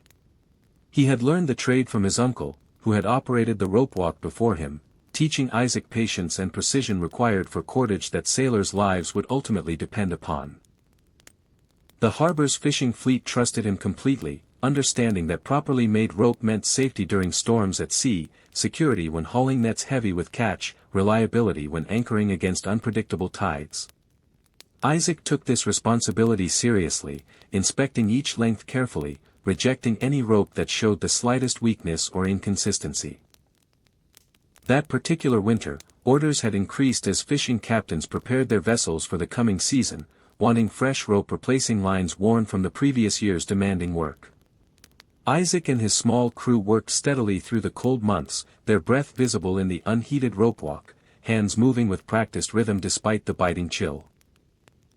His nephew, a young man of 20, worked alongside him, gradually absorbing the careful techniques required for quality rope making, understanding tension and timing that could not be rushed without compromising strength. Isaac taught patiently, remembering his own uncle's careful instruction decades before, understanding this knowledge needed careful preservation. In quieter moments, Isaac would walk to the harbor's edge, watching fishing boats secured by rope he had made years earlier, feeling quiet pride in cordage that had proven reliable through countless storms and demanding voyages. He thought of sailors whose safety depended partly on his careful craftsmanship. As evening settled over Saltmarsh Bay, Isaac would close the ropewalk, walking home along frozen streets, his body tired but satisfied by another day's essential, demanding labor. That night, resting by his fire, Isaac felt the deep satisfaction of work directly tied to others' safety and survival. Tomorrow, he would return to his ropewalk, continuing the careful, vital craft that connected him intimately to the fishing community he had served faithfully for decades. The candlemaker of Winter Hollow. In the autumn of 1921, in a small town in Vermont called Winter Hollow, there lived a candlemaker named Abigail Foss, whose small workshop behind her farmhouse had produced candles for the community for nearly 20 years. She rendered tallow and beeswax herself, working carefully over a modest fire, understanding the precise temperatures required before dipping wicks repeatedly into the warm, fragrant liquid. Abigail was 45 that autumn, widowed for nearly a decade, having taken up her late husband's small candle-making business to support herself and her 2 children. Her hands moved with practiced patience, dipping wicks again and again, building layers gradually until sturdy candles emerged, ready to light homes throughout the surrounding countryside once electricity remained scarce in rural areas. The townspeople relied on her steady supply, particularly as winter approached and daylight grew shorter, families needing reliable candles for evening chores, reading, and simple companionship against the darkness. Abigail understood this quiet necessity, working diligently through autumn months to ensure her neighbors never faced winter without adequate light. That particular autumn, she had experimented with scented candles using dried lavender and cedar shavings gathered from nearby woods, offering small luxuries alongside her practical everyday candles. Farmers' wives appreciated these thoughtful additions, small comforts during otherwise difficult, laborious lives spent managing households and children. Her daughter, 12 years old, helped after school, learning to trim wicks and arrange finished candles for sale, gradually absorbing her mother's careful, patient techniques. Abigail taught gently, understanding this small trade might someday support her daughter as it had supported her own family through difficult years following her husband's passing. In quieter afternoons, neighbors would stop by her workshop, exchanging news while Abigail continued her steady dipping, the workshop filled with the sweet scent of beeswax and rendered tallow. She found comfort in this rhythm, in providing something essential and useful to families throughout her small community. As evening settled over Winter Hollow, Abigail would extinguish her workshop fire, gathering her children for supper, grateful for work that sustained her family while serving her neighbors' genuine needs. That night, resting quietly by candlelight of her own making, Abigail felt deep satisfaction in her steady, necessary craft. Tomorrow, she would return to her workshop, continuing patient work that brought light into homes throughout the gathering darkness of approaching winter. The Tanner of Buckthorn Ridge. In the winter of 1927, in a small town in Pennsylvania called Buckthorn Ridge, there lived a tanner named Jacob Reinhold, whose modest tannery beside the creek had processed hides into leather for nearly 30 years. The work was demanding and often unpleasant, requiring long hours soaking hides in solutions of bark and water, yet Jacob approached his trade with quiet dignity, understanding its essential place within the community. Jacob was 56 that winter, his hands permanently stained from years handling tanning solutions, his sense of smell adjusted long ago to odors that newcomers found overwhelming. He had learned the craft from his father, who had established the tannery decades earlier, providing leather for boots, harnesses, and countless practical items throughout the surrounding farming community. Farmers depended on him for durable harness leather, essential for their working horses, while local cobblers relied on his hides for boots that would withstand years of demanding labor. Jacob understood his trade's importance, even as it required him to work largely apart from town, his tannery positioned downstream where its necessary odors would trouble fewer neighbors. That particular winter, business remained steady despite difficult economic times, farmers unable to avoid replacing worn harness leather regardless of financial hardship. Jacob worked patiently through cold months, understanding proper tanning required months of careful attention regardless of season, hides moving slowly through various stages before reaching usable leather. His son, 18 years old, worked alongside him, gradually learning techniques passed down through generations, understanding that mastery required patience with an often unglamorous but genuinely necessary craft. Jacob taught steadily, remembering his own early reluctance before gradually understanding his trade's quiet importance to the entire community. In rare quiet moments, Jacob would walk along the creek bank near his tannery, appreciating winter's stillness, understanding his work, though unpleasant to some, provided essential materials that supported farming families throughout the region. He found dignity in this necessary, demanding labor. As evening settled over Buckthorn Ridge, Jacob would secure his tannery, walking home through cold, quiet streets, his body tired from demanding physical labor, his mind settled with the satisfaction of essential work faithfully performed. That night, resting by his fire, Jacob felt quiet pride in supporting his community through necessary, if unglamorous, craft. Tomorrow, he would return to his tannery, continuing patient work that clothed and equipped families throughout the surrounding countryside. In the peaceful countryside of ancient Campania, not far from the Bay of Naples, there lived a vintner named Gaius Livius Sabinus, whose sprawling vineyards had produced wine for the region for nearly 4 decades. The hillside terraces stretched gently toward the horizon, rows of grapevines trained carefully along wooden trellises, their leaves rustling softly beneath the warm afternoon sun. Gaius was 60 years old, his back slightly bent from decades spent tending vines, his hands permanently stained faint purple from countless harvests of dark, sweet grapes. He had learned viticulture from his own father, who had planted many of these very vines, teaching Gaius patience and careful observation long before he understood their deeper wisdom. The local villages relied on his wine for daily meals, festivals honoring the gods, and simple gatherings among friends and family. Gaius took great care in his craft, understanding that good wine required not just skilled pressing, but patient aging within clay amphorae stored carefully in his cool, stone cellar beneath the villa.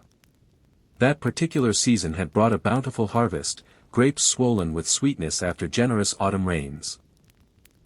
Gaius rose each morning before sunrise, walking among his vines with quiet reverence, inspecting clusters carefully, determining precisely when each row had reached perfect ripeness for the harvest that would soon begin. His daughter, 16 years old, worked alongside him during harvest season, her small hands quick among the vines, gradually learning which clusters held the finest sweetness, which required another few days of sun before picking. Gaius taught her patiently, remembering his own childhood spent learning these same hillside paths from his father. Workers gathered each morning during harvest, singing traditional songs as they moved methodically through the terraces, filling woven baskets with dark, fragrant grapes destined for the great stone pressing vats. Gaius often joined the pressing himself, feeling grapes burst beneath bare feet, the sweet juice flowing steadily into waiting vessels below. In quieter evening hours, after the day's labor concluded, Gaius would walk alone among his vines, watching the sun descend behind distant hills, the sky deepening into shades of amber and rose above the peaceful Campanian countryside. He often paused to touch the oldest vines, planted by his grandfather, feeling connected to generations of careful cultivation. As evening fully settled, Gaius would return to his modest villa, sharing bread, olives, and a cup of last season's wine with his family, grateful for another day spent honoring an ancient craft passed down faithfully through generations. That night, resting peacefully as cicadas sang softly beneath star-filled skies, Gaius felt the deep contentment of tending something timeless. Tomorrow, he would return to his beloved vines, continuing patient work that connected him intimately to both. The olive grove of Marcus Aurelius Faber.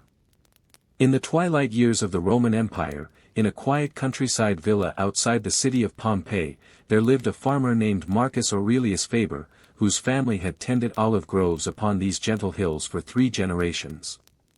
The villa stood modestly amid rows of ancient, twisted olive trees, their silver-green leaves rustling softly in the warm Mediterranean breeze that carried the scent of sea salt and sun-warmed earth. Marcus was 53 years old, his skin weathered deeply bronze from decades spent beneath the Italian sun, his hands strong and calloused from years of careful harvest. He had inherited the groves from his father, who had inherited them from his own father before that, each generation adding new trees along the hillside, understanding that olive trees rewarded patience, often requiring decades before reaching full, generous maturity. The nearby villages depended upon his harvest, farmers and merchants alike understanding that Marcus produced some of the finest oil in the entire region, prized for cooking, for lamps that lit homes through dark evenings, and for the ceremonial oils used in household shrines honoring the ancient gods. Marcus took quiet pride in this reputation, earned through decades of careful, unhurried cultivation. That particular autumn, the harvest had proven especially abundant, branches heavy with dark, ripening olives ready for careful picking. Marcus rose each morning before dawn, walking among his trees with practiced ease, directing his workers gently, understanding that rushed harvesting damaged both fruit and future yield, patience being the olive farmer's most essential virtue. His son, a young man of 20, worked alongside him, gradually learning the subtle signs that indicated proper ripeness, the careful pressing techniques passed down through generations, the patient waiting required before oil reached its finest quality. Marcus taught steadily, remembering his own father's careful instruction beneath these same ancient branches decades before. In the cooling evening hours, after the day's harvest concluded, Marcus would walk slowly among his groves, watching golden evening light filter through silver leaves, listening to distant sounds of sheep bells and cicadas singing their gentle evening chorus across the sun-warmed hillside. He often paused near the oldest tree, planted by his grandfather generations earlier, its gnarled trunk twisted by decades of Mediterranean winds, yet still producing fruit each autumn with remarkable, faithful generosity. Marcus felt deeply connected to this ancient rhythm, understanding himself as merely one caretaker within a much longer, patient continuity. As evening settled fully over the countryside, stars emerging above darkening hills, Marcus would return to his modest villa, sharing simple bread, cheese, and wine with his family, grateful for another day's meaningful, honest labor beneath skies. The cheesemaker of Maplewood Farm. In the summer of 1939, in a small dairy community in Vermont called Maplewood, there lived a cheesemaker named Louisa Pruitt, whose stone cellar beneath her farmhouse had aged wheels of cheddar for nearly 22 years. She had learned the craft from her mother-in-law, mastering the patient art of curdling fresh milk, pressing curds, and waiting months for proper aging before her cheese reached the tables of families throughout the valley. Louisa was 49 that summer, her forearms strong from years stirring heavy vats of warming milk, her instincts sharp enough to know precisely when curds had reached proper consistency simply by touch and scent. Her husband managed the dairy herd, while Louisa transformed their milk into cheese that had become known throughout the county for its rich, distinctive flavor. The farm's stone cellar remained cool year-round, perfect for aging the great wheels that lined wooden shelves in careful rows, each marked with the date of its creation, waiting patiently while flavors deepened and developed over passing months. Louisa visited daily, turning each wheel carefully, checking for proper rind development, understanding that patience mattered as much as skill in producing quality cheese. That particular summer, milk production had been abundant following good spring rains, and Louisa found herself especially busy, transforming the farm's generous supply into cheese that would sustain the family through leaner winter months when demand for fresh milk decreased but cheese remained valuable. She worked long hours in her warm kitchen, stirring vats with rhythmic, practiced movements. Her daughter, 16 years old, had begun learning the craft that summer, gradually understanding the careful timing and temperature control required for successful cheesemaking. Louisa taught patiently, remembering her own early struggles, understanding that mastery required years of careful practice before true confidence emerged. In quieter evening hours, Louisa would walk down to her cellar, inhaling the rich, earthy scent of aging cheese, feeling deep satisfaction watching her careful work slowly transform into something valuable and lasting. She thought often of her mother-in-law, grateful for knowledge passed down so generously.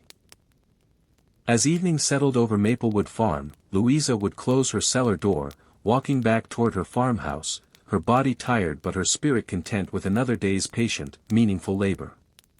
That night, resting quietly, Louisa felt the deep satisfaction of craft requiring both skill and patience. Tomorrow, she would return to her vats, continuing steady work that sustained her family through every season. The Potter of Arretium. In the quiet hill town of Arretium in ancient Italy, there lived a potter named Lucius Cassius Varro, whose small workshop had produced fine red-glazed pottery for the region for nearly 35 years. His workshop stood beside a modest kiln, its walls blackened from decades of firing, smoke often curling gently into the warm Tuscan sky above rows of terracotta rooftops. Lucius was 58 years old, his fingers permanently stained with fine red clay, his hands steady and sure from decades spent shaping vessels upon his simple wooden wheel. He had learned the craft from his father, who had built the workshop generations earlier, teaching Lucius patience and precise timing required to transform ordinary clay into vessels prized throughout the countryside. Merchants traveled considerable distances to purchase his finely made bowls, cups, and storage jars, understanding that Arretium's pottery held particular reputation for quality and lasting durability. Lucius took quiet pride in this recognition, earned through decades of careful attention to proportion, thickness, and the precise temperatures required within his kiln. That particular season, orders had increased steadily as merchants prepared shipments bound for distant ports across the sea.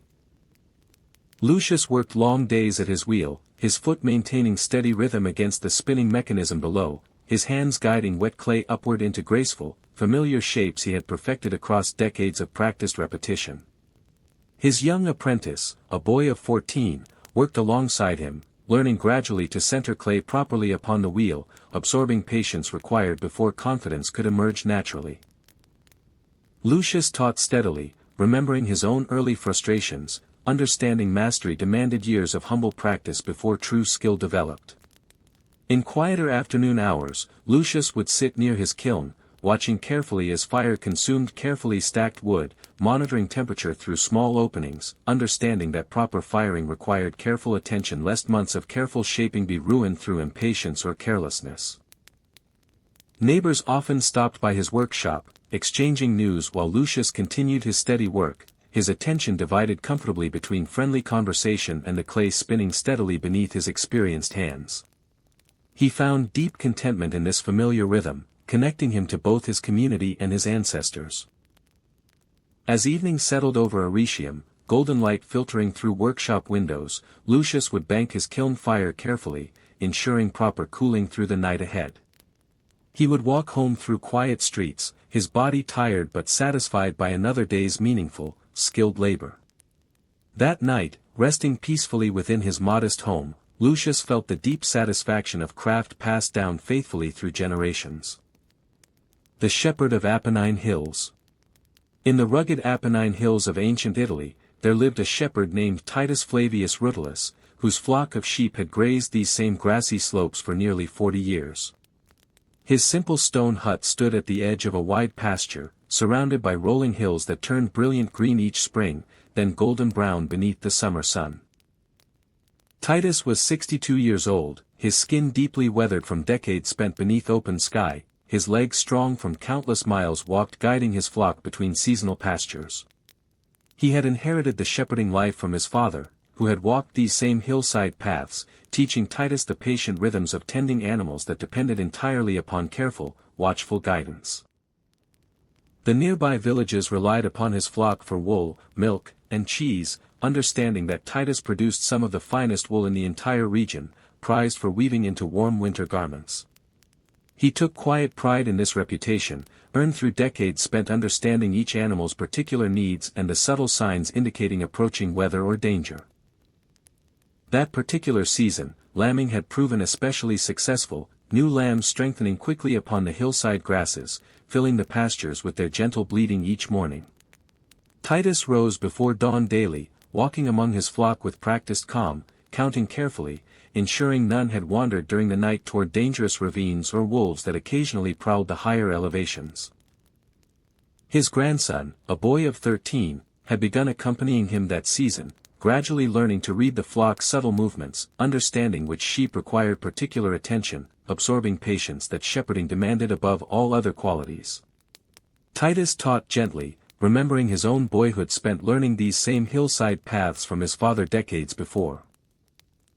In quieter afternoon hours, Titus would rest beneath ancient oak trees scattered across the pasture, watching his flock graze peacefully, listening to distant sheep bells mixing gently with wind moving through summer grasses. He carried always a simple wooden flute, playing soft melodies that seemed to calm his animals during long, peaceful afternoons. As evening approached, Titus would guide his flock carefully toward the stone enclosure near his hut, counting each animal twice, ensuring all remained safely accounted for before darkness fully settled across the hillside. He found deep satisfaction in this evening ritual, a responsibility carried faithfully throughout his entire adult life. That night, resting within his modest hut, listening to his flock settling peacefully nearby, Titus felt the profound contentment of a life devoted to patient, watchful care. Tomorrow, he would rise again before dawn, continuing the ancient, faithful rhythm that connected him intimately to both his ancestors and the timeless Apennine Hills. In the bustling port town of Ostia near ancient Rome, there lived a baker named Quintus Aemilius Bulbus, whose small bakery near the harbor had supplied bread to sailors, merchants, and dockworkers for nearly 28 years. His stone oven, built by his father decades earlier, radiated steady warmth throughout the modest shop, filling the narrow street outside with the comforting scent of fresh bread each morning. Quintus was 50 years old, his forearms strong from years kneading heavy dough, his hands quick and sure shaping loaves that fed the constant stream of travelers passing through this vital Roman port.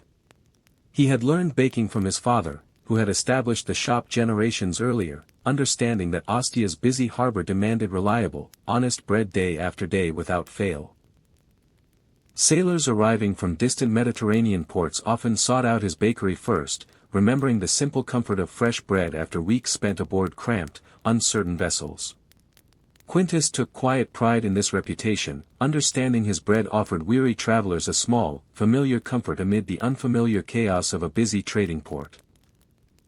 That particular season, grain shipments had arrived steadily from Rome's fertile provinces, and Quintus found himself especially busy, rising each morning well before dawn to begin preparing dough for the day's demanding trade. He worked methodically, kneading, shaping, and monitoring his oven's steady heat with practiced attention earned through decades of careful repetition. His son, 19 years old, worked alongside him, gradually mastering the subtle timing required for properly risen dough, understanding the careful attention his father's oven demanded throughout each baking cycle. Quintus taught patiently, remembering his own early struggles, understanding mastery required years of humble practice before true confidence emerged.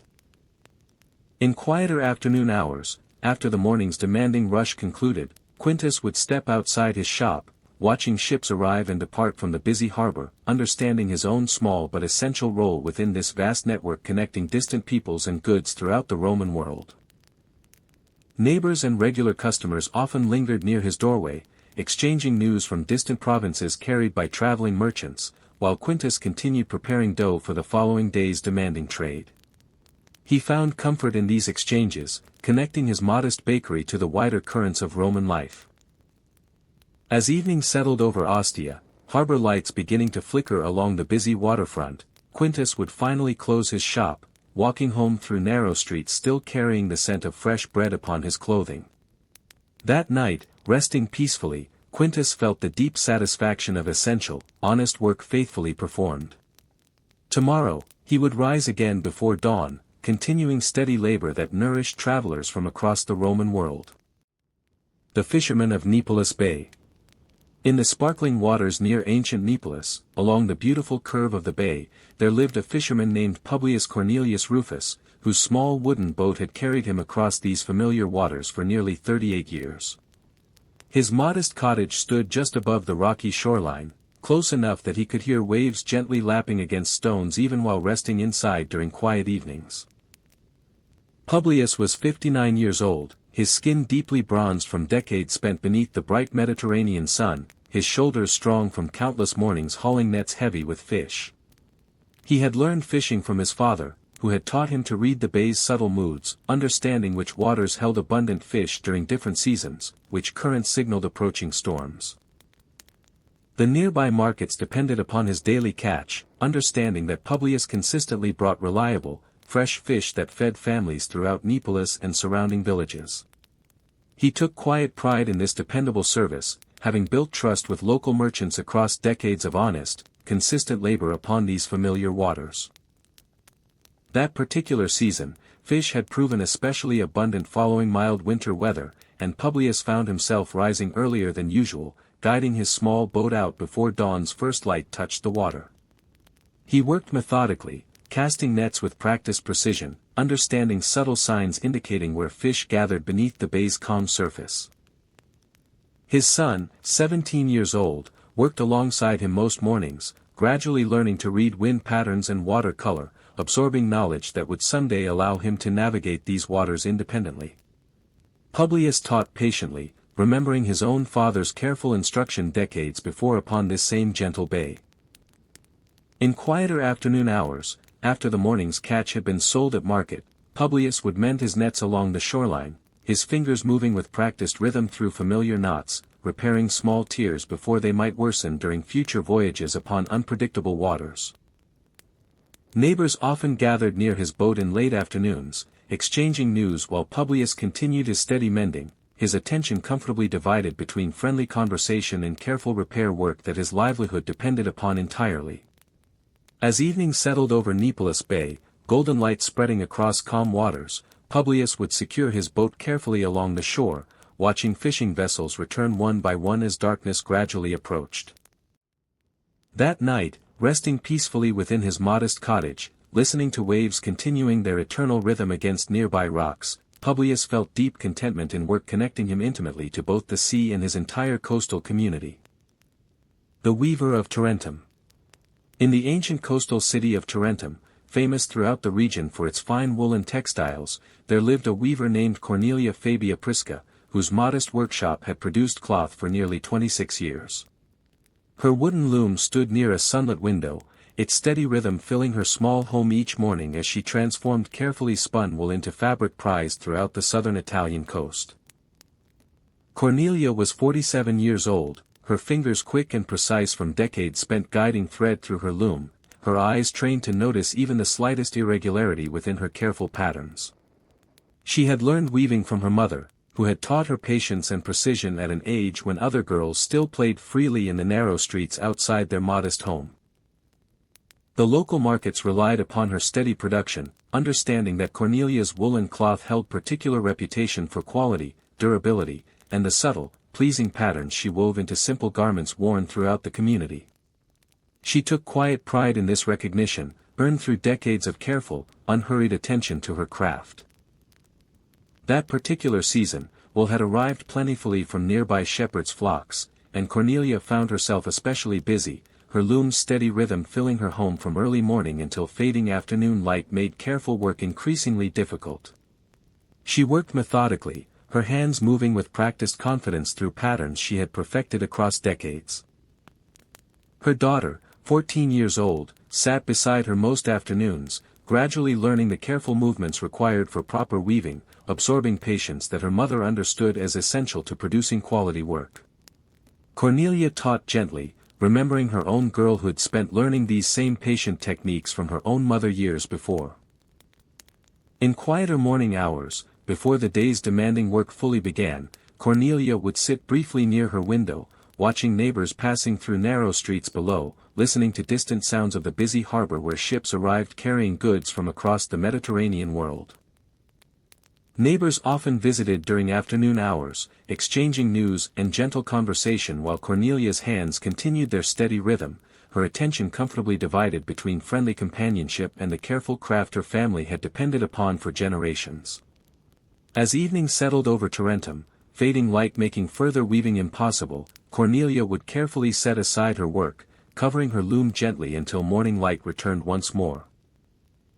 That night, resting peacefully within her modest home, listening to distant harbor sounds carrying softly through her window, Cornelia felt deep satisfaction in patient, skilled work. Tomorrow, she would return to her loom, continuing steady labor connecting her intimately to both her ancestors and her entire coastal community. The salt gatherer of Ostia Marshes. Near the marshy coastline outside ancient Ostia, where shallow lagoons stretched toward the distant sea, there lived a salt gatherer named Servius Marcius Trebonius, whose family had harvested salt from these shallow pools for nearly 45 years. His modest hut stood at the edge of the salt flats, close enough that morning mist rising from the marshes often drifted gently against his simple wooden walls. Servius was 63 years old, his skin permanently darkened from decades spent beneath open sky, his eyes accustomed to the bright glare reflecting off shallow salt pans stretching toward the horizon. He had learned this ancient trade from his father, who had taught him to read the sun and wind carefully, understanding precisely when evaporation had progressed enough to harvest the precious white crystals forming along the pool's edges. The surrounding region depended entirely upon his salt, essential not merely for flavoring food, but for preserving meat and fish through demanding winter months when fresh provisions grew increasingly scarce. Servius took quiet pride in this fundamental service, understanding salt's vital importance to households throughout the entire coastal region. That particular season, favorable weather had produced abundant harvests, warm winds and steady sunshine accelerating evaporation across the shallow pools. Servius worked methodically each day, raking crystallized salt carefully into small mounds, understanding that careless handling could waste precious harvest that families depended upon completely. His grandson, 16 years old, worked alongside him that season, gradually learning to read subtle signs within the water and sky, absorbing patience that salt gathering demanded above all else. Servius taught gently, remembering his own boyhood spent learning these same patient techniques from his father decades earlier.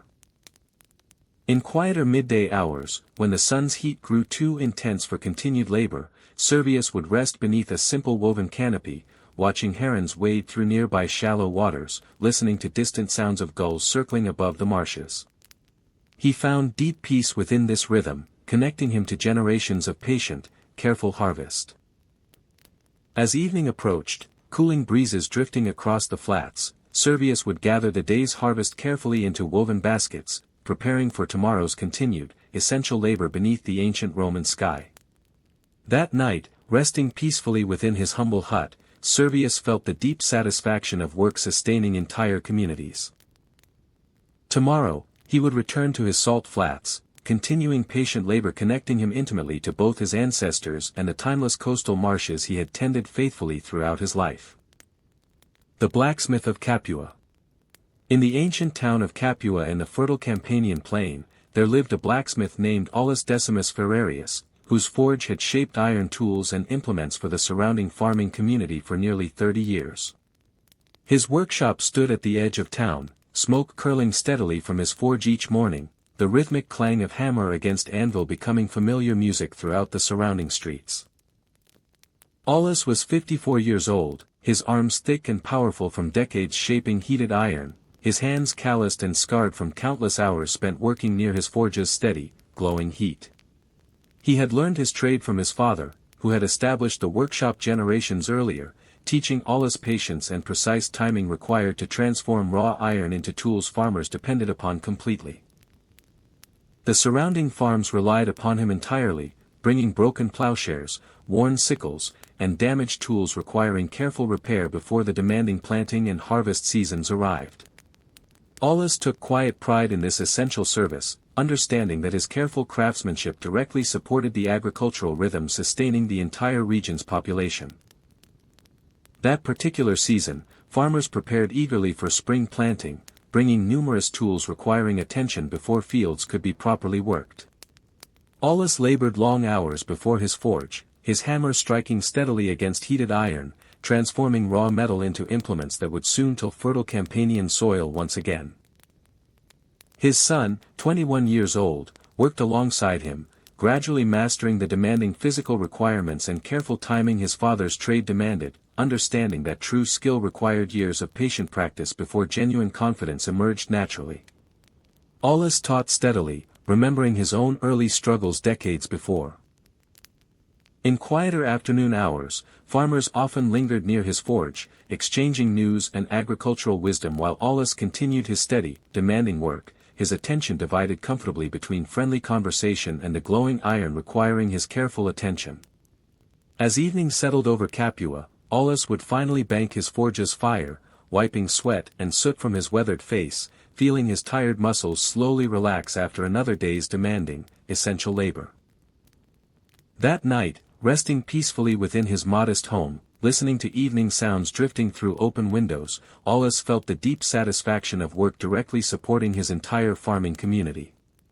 Tomorrow, he would return to his forge, continuing patient, essential craft that connected him intimately to the agricultural rhythm sustaining generations throughout the fertile Campanian countryside. The Bath Keeper of Baiae. In the seaside resort town of Baiae along the beautiful Campanian coast, there lived a bath keeper named Titus Aelius Nerva, whose modest public baths had welcomed weary travelers and local residents alike for nearly 24 years. The stone building stood near warm natural springs, steam rising gently from pools that had drawn visitors to this coastal town for generations before his own lifetime. Titus was 46 years old, his movements calm and unhurried as he moved between the various rooms of his modest establishment, understanding the careful maintenance required to keep water properly heated, floors swept, and towels freshly laundered for the steady stream of visitors seeking relaxation and gentle conversation. He had inherited the baths from his uncle, learning gradually the countless small responsibilities such an establishment demanded. Local residents relied upon his baths not merely for cleanliness, but as a gathering place where news traveled freely, friendships deepened, and the day's burdens temporarily lifted amid warm water and pleasant company. Titus took quiet pride in maintaining this essential community space, understanding its importance extended well beyond simple bathing. That particular season, visitors had increased considerably as wealthy Romans traveled from the city seeking Baiae's famous warm springs and pleasant coastal air. Titus worked long hours ensuring his modest baths remained welcoming despite increased demand, understanding his reputation depended entirely upon consistent, careful attention to every visitor's comfort. His nephew, 18 years old, assisted him daily, gradually learning the countless small tasks required to maintain proper water temperature, cleanliness, and the welcoming atmosphere visitors expected. Titus taught patiently, remembering his own early uncertainty before gradually understanding the quiet satisfaction such service could provide. In quieter morning hours, before visitors fully arrived, Titus would walk through his baths, checking each pool carefully, ensuring everything remained properly prepared, taking a moment to appreciate steam rising gently against morning light filtering through high windows. As evening settled over Baiae, the day's visitors gradually departing toward nearby lodgings, Titus would close his baths carefully, extinguishing lamps, ensuring proper security before finally retiring to his modest quarters nearby. That night, resting peacefully, listening to distant waves along the beautiful coastline, Titus felt quiet satisfaction in providing genuine comfort to his community.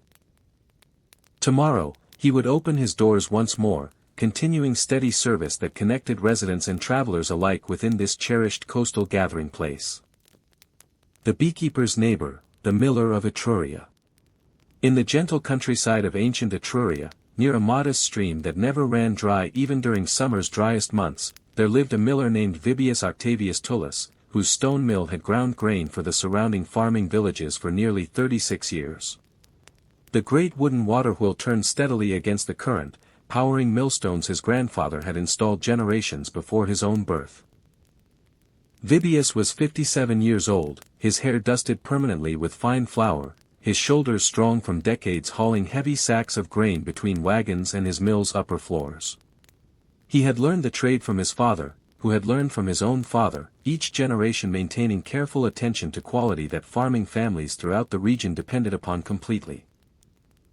Local farmers arrived regularly with wagon loads of wheat and barley, waiting patiently while Vibius ground their grain into flour, exchanging news and friendly conversation as his mill's steady rhythm filled the surrounding countryside air. He knew every farming family within walking distance, understood which fields produced particularly fine grain, which years brought hardship or abundance.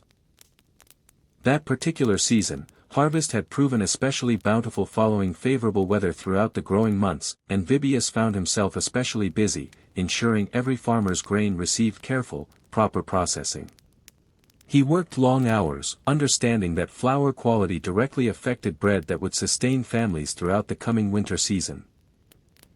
His son, 20 years old, worked alongside him daily, gradually learning the mill's careful mechanisms, understanding the delicate balance required to produce consistent, quality flour without wasting precious grain through careless handling. Vibius taught steadily, finding deep satisfaction watching genuine understanding develop within his son. In quieter evening hours, after the final wagon departed for the day, Vibius would walk along the streambank near his mill, listening to water rushing steadily past his great wheel, feeling the particular peace that came from watching his family's inherited work continue faithfully forward through another generation. As darkness settled over the Etrurian countryside, Vibius would close his mill's heavy wooden doors, walking homeward beneath emerging stars, his body tired but his heart content with purposeful, essential labor completed. That night, resting quietly within his modest home, Vibius felt the deep satisfaction of continuing something far larger than himself. Tomorrow, farmers would return once more with their harvest, and his mill would turn steadily forward, sustaining the countryside exactly as it always had for generations before him. The lamp maker of Herculaneum. In the coastal town of Herculaneum, nestled peacefully beneath the shadow of Mount Vesuvius, there lived a lamp maker named Gnaeus Aurelius Festus, whose modest workshop had produced simple clay oil lamps for the community for nearly 23 years. His workbench sat near an open window overlooking the harbor, sea breezes carrying the scent of salt and drying fish through his small, cluttered shop. Gnaeus was 44 years old, his fingers stained faintly with clay dust, his hands practiced and sure from years shaping wet clay into lamps that illuminated homes throughout the town each evening. He had learned the craft from his father, who had taught him patience and careful attention to proportion, understanding that even simple household items deserved genuine craftsmanship. Families throughout Herculaneum relied upon his steady production, understanding that reliable lamps meant safety and comfort during evening hours, allowing mothers to mend clothing, children to study their letters, and households to gather peacefully after daily labors concluded.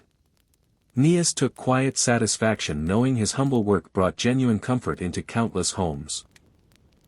That particular season, business remained steady as always, families periodically needing replacement lamps as older ones cracked or broke through years of daily use.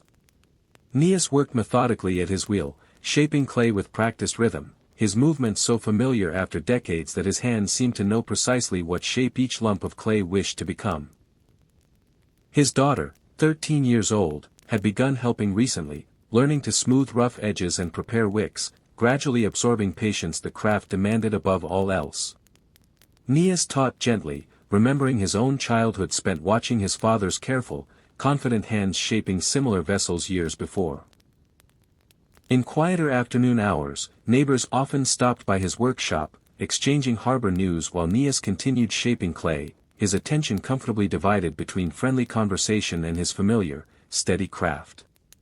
He enjoyed this gentle rhythm connecting him intimately to his entire community.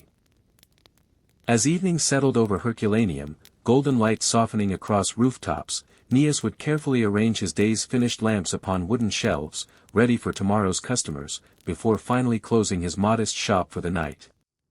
That night, resting peacefully within his home, his own lamp glowing softly nearby, Neas felt quiet contentment in providing genuine comfort to his neighbors. Tomorrow, he would return to his wheel, continuing patient work that brought gentle light into homes throughout his beloved coastal town. The herb-gatherer of Umbria. In the wooded hills of ancient Umbria, where forest paths wound gently between fragrant pine and oak, there lived a herb-gatherer named Flavia Domitia Severa, whose knowledge of medicinal plants had served her mountain village for nearly 29 years. Her modest cottage stood at the forest's edge, bundles of drying herbs hanging from wooden beams, filling her home with earthy, fragrant scents that never quite faded. Flavia was 51 years old, her steps still light and sure along familiar forest paths, her eyes trained to spot particular plants others might easily overlook. She had learned her craft from her grandmother, who had taught her patiently which roots eased fever, which leaves calmed troubled stomachs, which flowers helped mothers through difficult childbirth, knowledge passed carefully through generations of watchful women. The village depended upon her completely, understanding that Flavia's careful knowledge often meant the difference between suffering and relief during illness. She walked these forest paths in every season, understanding precisely when each plant reached its most potent, most useful moment, gathering only what was needed, leaving enough behind for future growth. That particular season, unusually wet spring weather had produced abundant herbs throughout the forest floor, and Flavia found herself especially busy, gathering carefully each morning before dew had fully lifted from delicate leaves. She moved slowly through familiar groves, her woven basket gradually filling with plants she would later dry, grind, or prepare into simple remedies. Her niece, 17 years old, had begun accompanying her that season, gradually learning to identify plants correctly, understanding the careful timing required before gathering. Flavia taught patiently, remembering her own grandmother's careful instruction decades before, understanding this knowledge required careful preservation for future generations. In quieter afternoon hours, villagers often visited her cottage, seeking remedies for various ailments, sharing news while Flavia prepared simple treatments with practiced, confident hands. She listened carefully to each person's concerns, understanding that healing required patience alongside genuine knowledge of nature's quiet gifts. As evening settled over the Umbrian hills, Flavia would sit briefly outside her cottage, watching fireflies emerge among darkening trees, feeling deeply connected to the ancient forest that had sustained both her family and her entire community for generations. That night, resting peacefully within her fragrant cottage, Flavia felt profound gratitude for knowledge passed down faithfully through women before her. Tomorrow, she would return to the forest paths, continuing patient work that healed and comforted her beloved mountain village. The shipbuilder of Puteoli. In the busy harbor town of Puteoli along the Bay of Naples, there lived a shipbuilder named Lucius Sergius Paulinus, whose modest shipyard had constructed and repaired vessels for nearly 33 years. His workshop stood near the bustling docks, the steady sound of hammering and sawing mixing with distant calls of sailors and the constant rhythm of waves against the harbor's stone breakwater. Lucius was 56 years old, his hands calloused and strong from decades shaping timber into sturdy hulls, his understanding of wood grain and construction so thorough he could judge a ship's seaworthiness simply by walking its deck. He had learned shipbuilding from his father, who had taught him patience and precise measurement, understanding that lives depended entirely upon vessels built with genuine care. Merchants and fishermen throughout the busy port trusted him completely, understanding that Lucius constructed vessels capable of withstanding Mediterranean storms and demanding voyages to distant provinces. He approached each project with careful seriousness, selecting timber personally, understanding that shortcuts in construction could mean disaster upon unpredictable waters. That particular season, harbor traffic had increased considerably, merchants preparing vessels for trade routes stretching toward Egypt and distant eastern provinces. Lucius worked long hours alongside his skilled crew, shaping curved hull planks with practiced precision, understanding each joint required careful attention to ensure lasting strength against the sea's relentless pressure.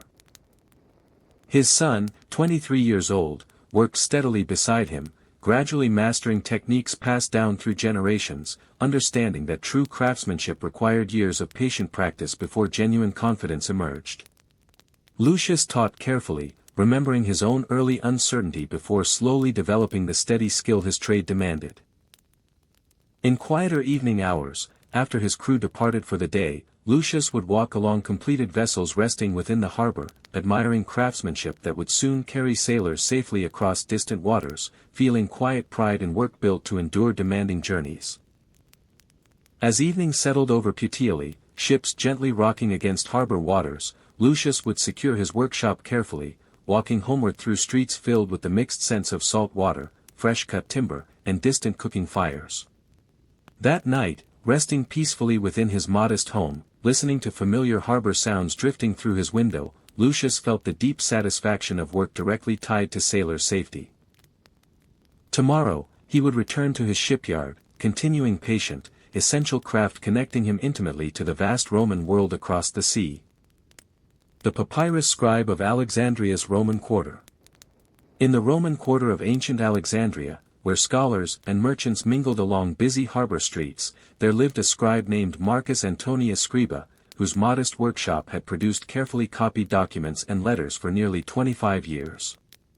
His small room overlooked a quiet courtyard, shelves lined with prepared papyrus scrolls, ink pots, and reed pens arranged with careful, methodical order. Marcus was 48 years old, his fingers stained permanently with dark ink, his handwriting so precise and elegant that merchants and officials throughout the district specifically sought his careful services. He had learned his craft from an elderly scribe who had trained him patiently, teaching precise letter formation and the careful attention required when copying important documents without error. Merchants relied upon him to record trading agreements, officials sought his careful hand for administrative correspondence, and families occasionally requested his services preparing personal letters to relatives scattered throughout the vast Roman world. Marcus took quiet pride in this trusted reputation, understanding accuracy mattered enormously within documents that carried real consequences. That particular season, trade had increased steadily through Alexandria's busy harbor, and Marcus found himself especially occupied, carefully copying shipping manifests, contracts, and correspondence between merchants conducting business across considerable distances. He worked methodically, his reed pen moving with practiced precision across smooth papyrus surfaces. His nephew, 16 years old, had begun apprenticing with him that season, gradually learning proper letter formation, absorbing patience that careful scribal work demanded above all else. Marcus taught steadily, remembering his own early struggles mastering consistent, legible handwriting decades before.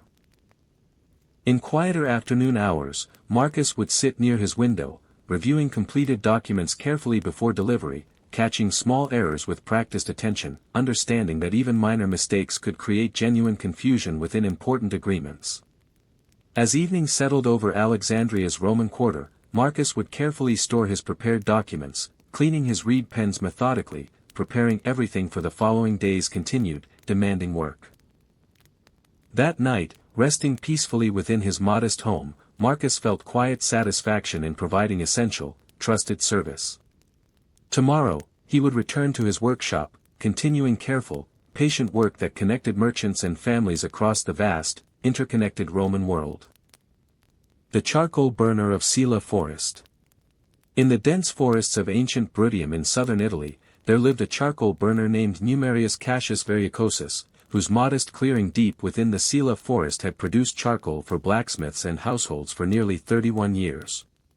His simple hut stood surrounded by tall pine and beech trees, smoke rising steadily from carefully built earthen mounds where wood slowly transformed into the essential fuel his community depended upon. Numerius was 59 years old, his hands and clothing permanently darkened with fine soot, his patience remarkable after decades spent carefully monitoring smoldering wood piles that required constant, watchful attention. He had learned this demanding trade from his father, who had taught him the precise techniques required to control fire's intensity, transforming ordinary timber into valuable charcoal without wasteful, uncontrolled burning. Blacksmiths throughout the region depended upon his steady production, understanding that quality charcoal burned hotter and more consistently than raw wood, essential for properly forging iron tools and weapons. Numerius took quiet pride in this recognition, understanding his solitary forest labor supported craftsmen throughout the surrounding towns and villages. That particular season, demand had increased steadily as blacksmiths prepared for busy planting season repairs, and Numerius found himself constructing several earthen mounds simultaneously, carefully monitoring each one's controlled burn throughout both day and night.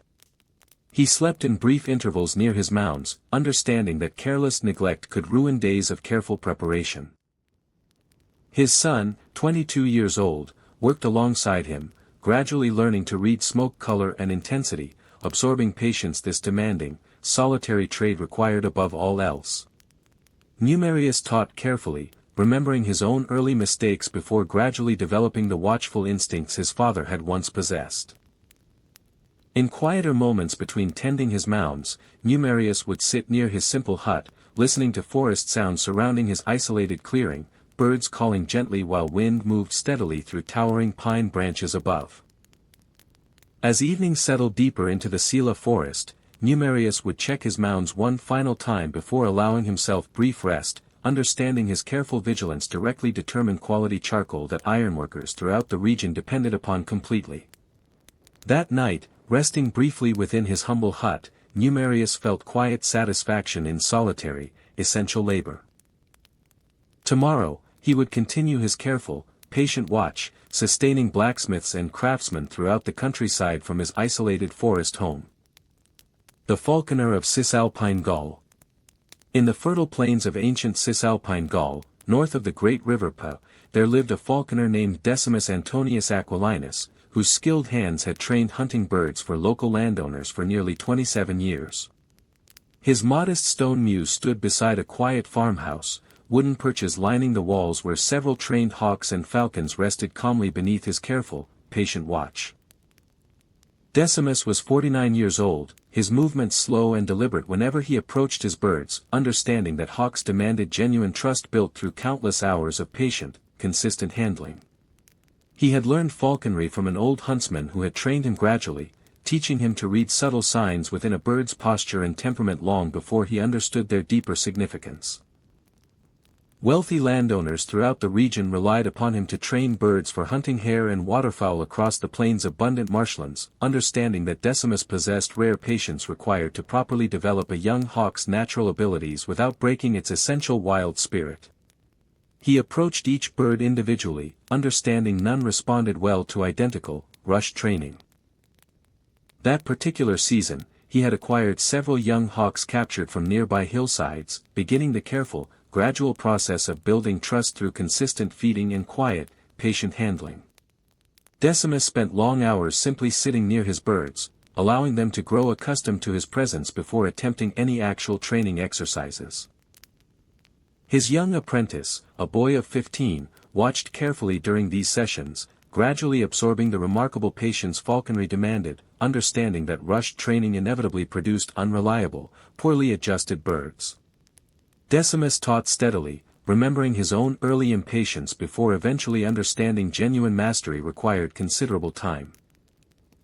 In quieter afternoon hours, Decimus would walk his trained hawks along the riverside on his gloved arm, allowing them controlled flight before calling them back with practiced whistles, feeling deep satisfaction watching months of patient work finally producing genuine, trusting partnership between man and bird.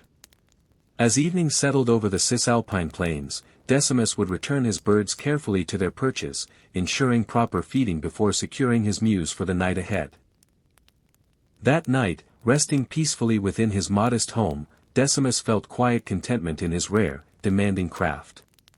Tomorrow, he would return to his patient work, continuing the careful partnership between human patience and wild, magnificent creatures he had come to understand so intimately. The papyrus maker of Thebes.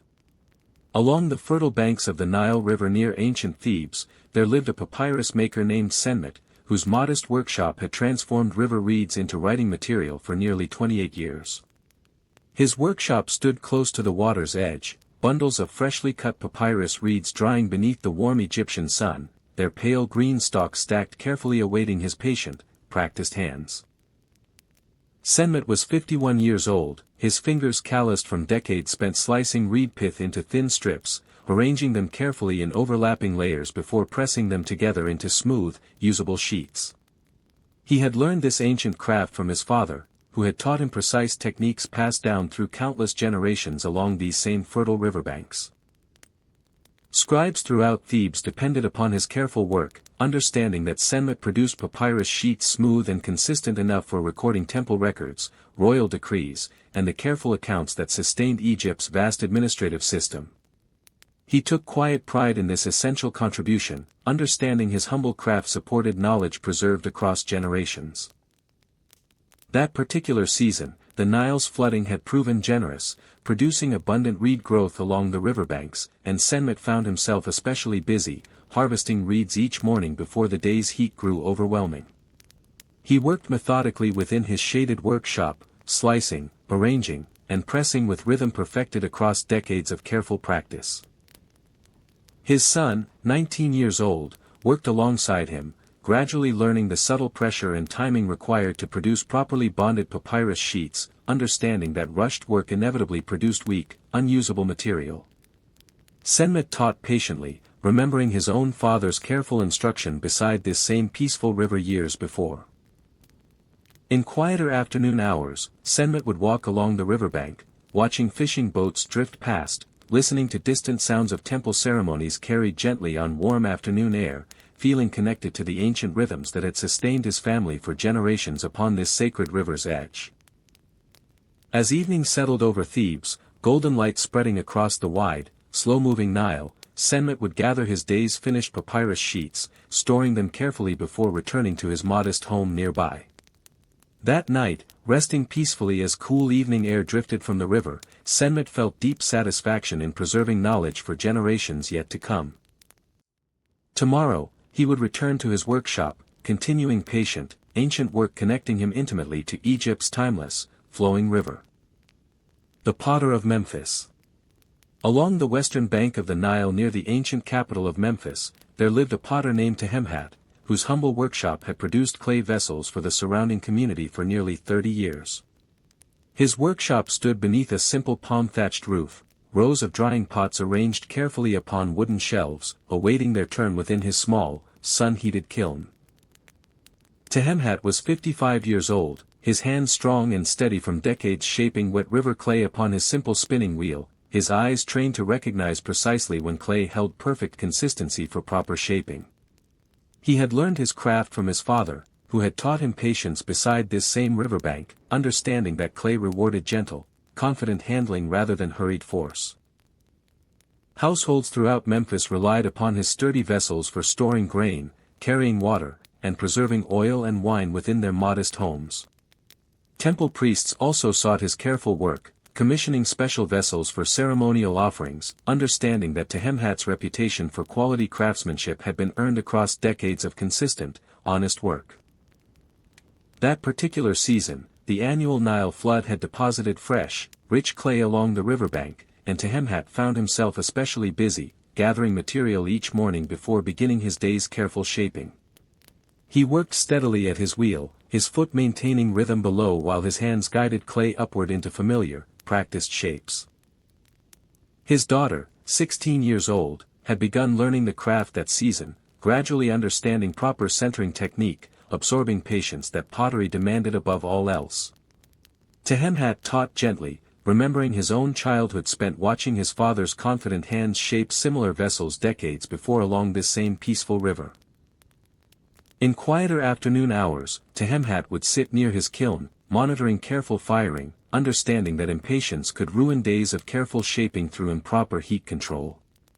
Neighbors often stopped by, exchanging news while he continued his steady, attentive watch over the glowing kiln.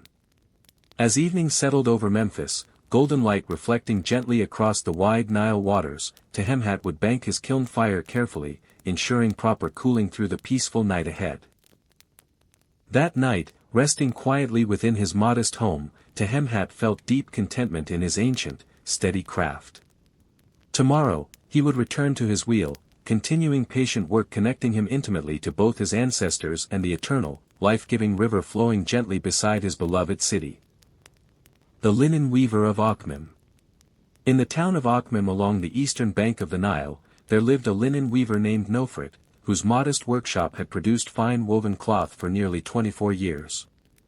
Her wooden loom stood beneath a shaded courtyard, flax thread stretched carefully across its frame, catching gentle morning light as she worked each day transforming humble fibers into cloth prized throughout the surrounding villages. Nofret was 45 years old, her fingers quick and sure from decades guiding thread through her loom, her eyes trained to notice even the slightest flaw within her careful, even patterns. She had learned weaving from her mother, who had taught her patience beside this same courtyard, understanding that fine linen required unhurried attention rather than rushed, careless work. Families throughout Akhmim depended upon her steady production for burial cloths, everyday garments, and the fine ceremonial linens used during religious festivals honoring the gods. Nofret took quiet pride in this recognition, understanding her careful craftsmanship connected ordinary households to traditions stretching back countless generations along the sacred river. That particular season, flax harvest had proven especially abundant following the Nile's generous annual flooding, and Nofret found herself especially busy, her loom's steady rhythm filling her courtyard from early morning until fading afternoon light made careful work increasingly difficult. She worked methodically, her hands moving through patterns perfected across decades of practiced repetition. Her daughter, 15 years old, sat beside her most afternoons, gradually learning the careful movements weaving required, absorbing patience her mother understood as essential to producing quality cloth. Nofret taught gently, remembering her own girlhood spent learning these same patient techniques from her mother years before. In quieter morning hours, before the day's demanding work fully began, Nofret would sit briefly watching the river beyond her courtyard wall, listening to distant sounds of fishing boats and temple ceremonies carried gently on warm morning air. Neighbors often visited during afternoon hours, exchanging news while Nofret's hands continued their steady rhythm, her attention comfortably divided between friendly conversation and the careful craft sustaining her family for generations. As evening settled over Akhmim, fading light making further weaving impossible, Nofret would carefully cover her loom until morning light returned once more. That night, resting peacefully within her modest home, Nofret felt deep satisfaction in patient, skilled work. Tomorrow, she would return to her loom, continuing steady labor connecting her intimately to both her ancestors and her beloved riverside community. The beekeeper of the Fayum Oasis. In the fertile Fayum Oasis west of the Nile, where irrigation canals wound gently between date palms and fig orchards, there lived a beekeeper named Amenhotep, whose rows of clay hives had produced honey for the surrounding villages for nearly 26 years. His modest farmstead stood near a quiet canal, the air filled each morning with the gentle hum of bees moving steadily between blossoming orchards. Amenhotep was 50 years old, his weathered hands calm and unhurried whenever he approached his hives, understanding bees required patience and gentle confidence rather than hurried, nervous movements. He had learned beekeeping from his father, who had kept hives along this same canal, teaching him careful techniques for calming bees using gentle smoke and slow, deliberate motion. Villages throughout the oasis depended upon his honey, valued not only for its sweetness but also for offerings made at local shrines and remedies used to treat wounds and coughs, knowledge passed down through generations of careful observation. Amenhotep took quiet pride in supplying this essential product, understanding his bees connected him meaningfully to his entire community's daily life. That particular season, the orchards had bloomed abundantly following a generous flood season, and Amenhotep found his hives producing honey in remarkable abundance. He spent long mornings among his clay hives, checking each one carefully, speaking softly to his bees just as his father had once taught him, believing the insects sensed calm and steady confidence. His son, 17 years old, had begun learning the craft that season, gradually overcoming his initial nervousness, developing the patient calm beekeeping demanded above all else. Amenhotep taught him gently, remembering his own early apprehension before understanding that bees rewarded genuine respect and quiet confidence. In the afternoons, Amenhotep extracted honey within a small shaded shelter, the air thick with sweetness, clay jars lining wooden shelves in careful rows. Village children often visited, drawn by curiosity and the promise of honey straight from the comb, watching wide-eyed as he worked calmly among his gently buzzing bees. As evening approached, golden light spreading across the oasis, the bees' hums softened gradually into stillness as they settled peacefully within their hives. Amenhotep would walk slowly homeward, his hands sticky with honey, his heart full of quiet satisfaction. That night, resting peacefully within his modest home, Amenhotep felt deeply connected to generations before him, grateful for patient, ancient work sustaining both his family and his beloved oasis community. The boat builder of Elephantine. On the island of Elephantine near the Nile's first cataract, there lived a boat builder named Conswamheb, whose modest workshop had constructed river vessels for nearly 32 years. His workshop stood close to the water's edge, wooden planks and reed bundles arranged carefully awaiting his patient, practiced hands, the steady sound of his tools mixing with the constant murmur of the river's current. Conswamheb was 56 years old, his hands strong and calloused from decades shaping timber and binding reed bundles into sturdy vessels capable of navigating the Nile's sometimes turbulent, sometimes gentle waters. He had learned his craft from his father, who had taught him precise techniques passed down through generations of boat builders settled upon this ancient river island. Merchants and fishermen throughout the region depended upon him completely, understanding that Conswamheb constructed vessels sturdy enough to withstand the Nile's shifting currents and the demanding trade routes stretching toward distant southern lands. He approached each boat with careful seriousness, selecting materials personally, understanding that lives depended entirely upon vessels built with genuine, unhurried care. That particular season, trade traffic had increased steadily as merchants prepared vessels for journeys carrying grain, stone, and goods between Elephantine and towns further downstream. Conswamheb worked long hours alongside his small crew, shaping hull planks with practiced precision, understanding each binding required careful attention to ensure lasting strength against the river's steady pressure. His son, 21 years old, worked steadily beside him, gradually mastering techniques passed down through generations, understanding true craftsmanship required years of patient practice before genuine confidence emerged naturally. Conswamheb taught carefully, remembering his own early uncertainty before slowly developing the steady skill his father had once possessed. In quieter evening hours, after his crew departed for the day, Conswamheb would walk along completed vessels resting near the shore, admiring craftsmanship that would soon carry travelers safely along the ancient river, feeling quiet pride in work built to endure demanding journeys. As evening settled over Elephantine, boats gently rocking against the current, Conswamheb would secure his workshop carefully, walking homeward through streets filled with the mingled scents of river water and fresh-cut timber. That night, resting peacefully within his modest home, listening to the familiar sound of the Nile flowing steadily nearby, Conswamheb felt the deep satisfaction of work directly tied to travelers' safety, continuing patient craft connecting him intimately to the timeless river sustaining his entire community.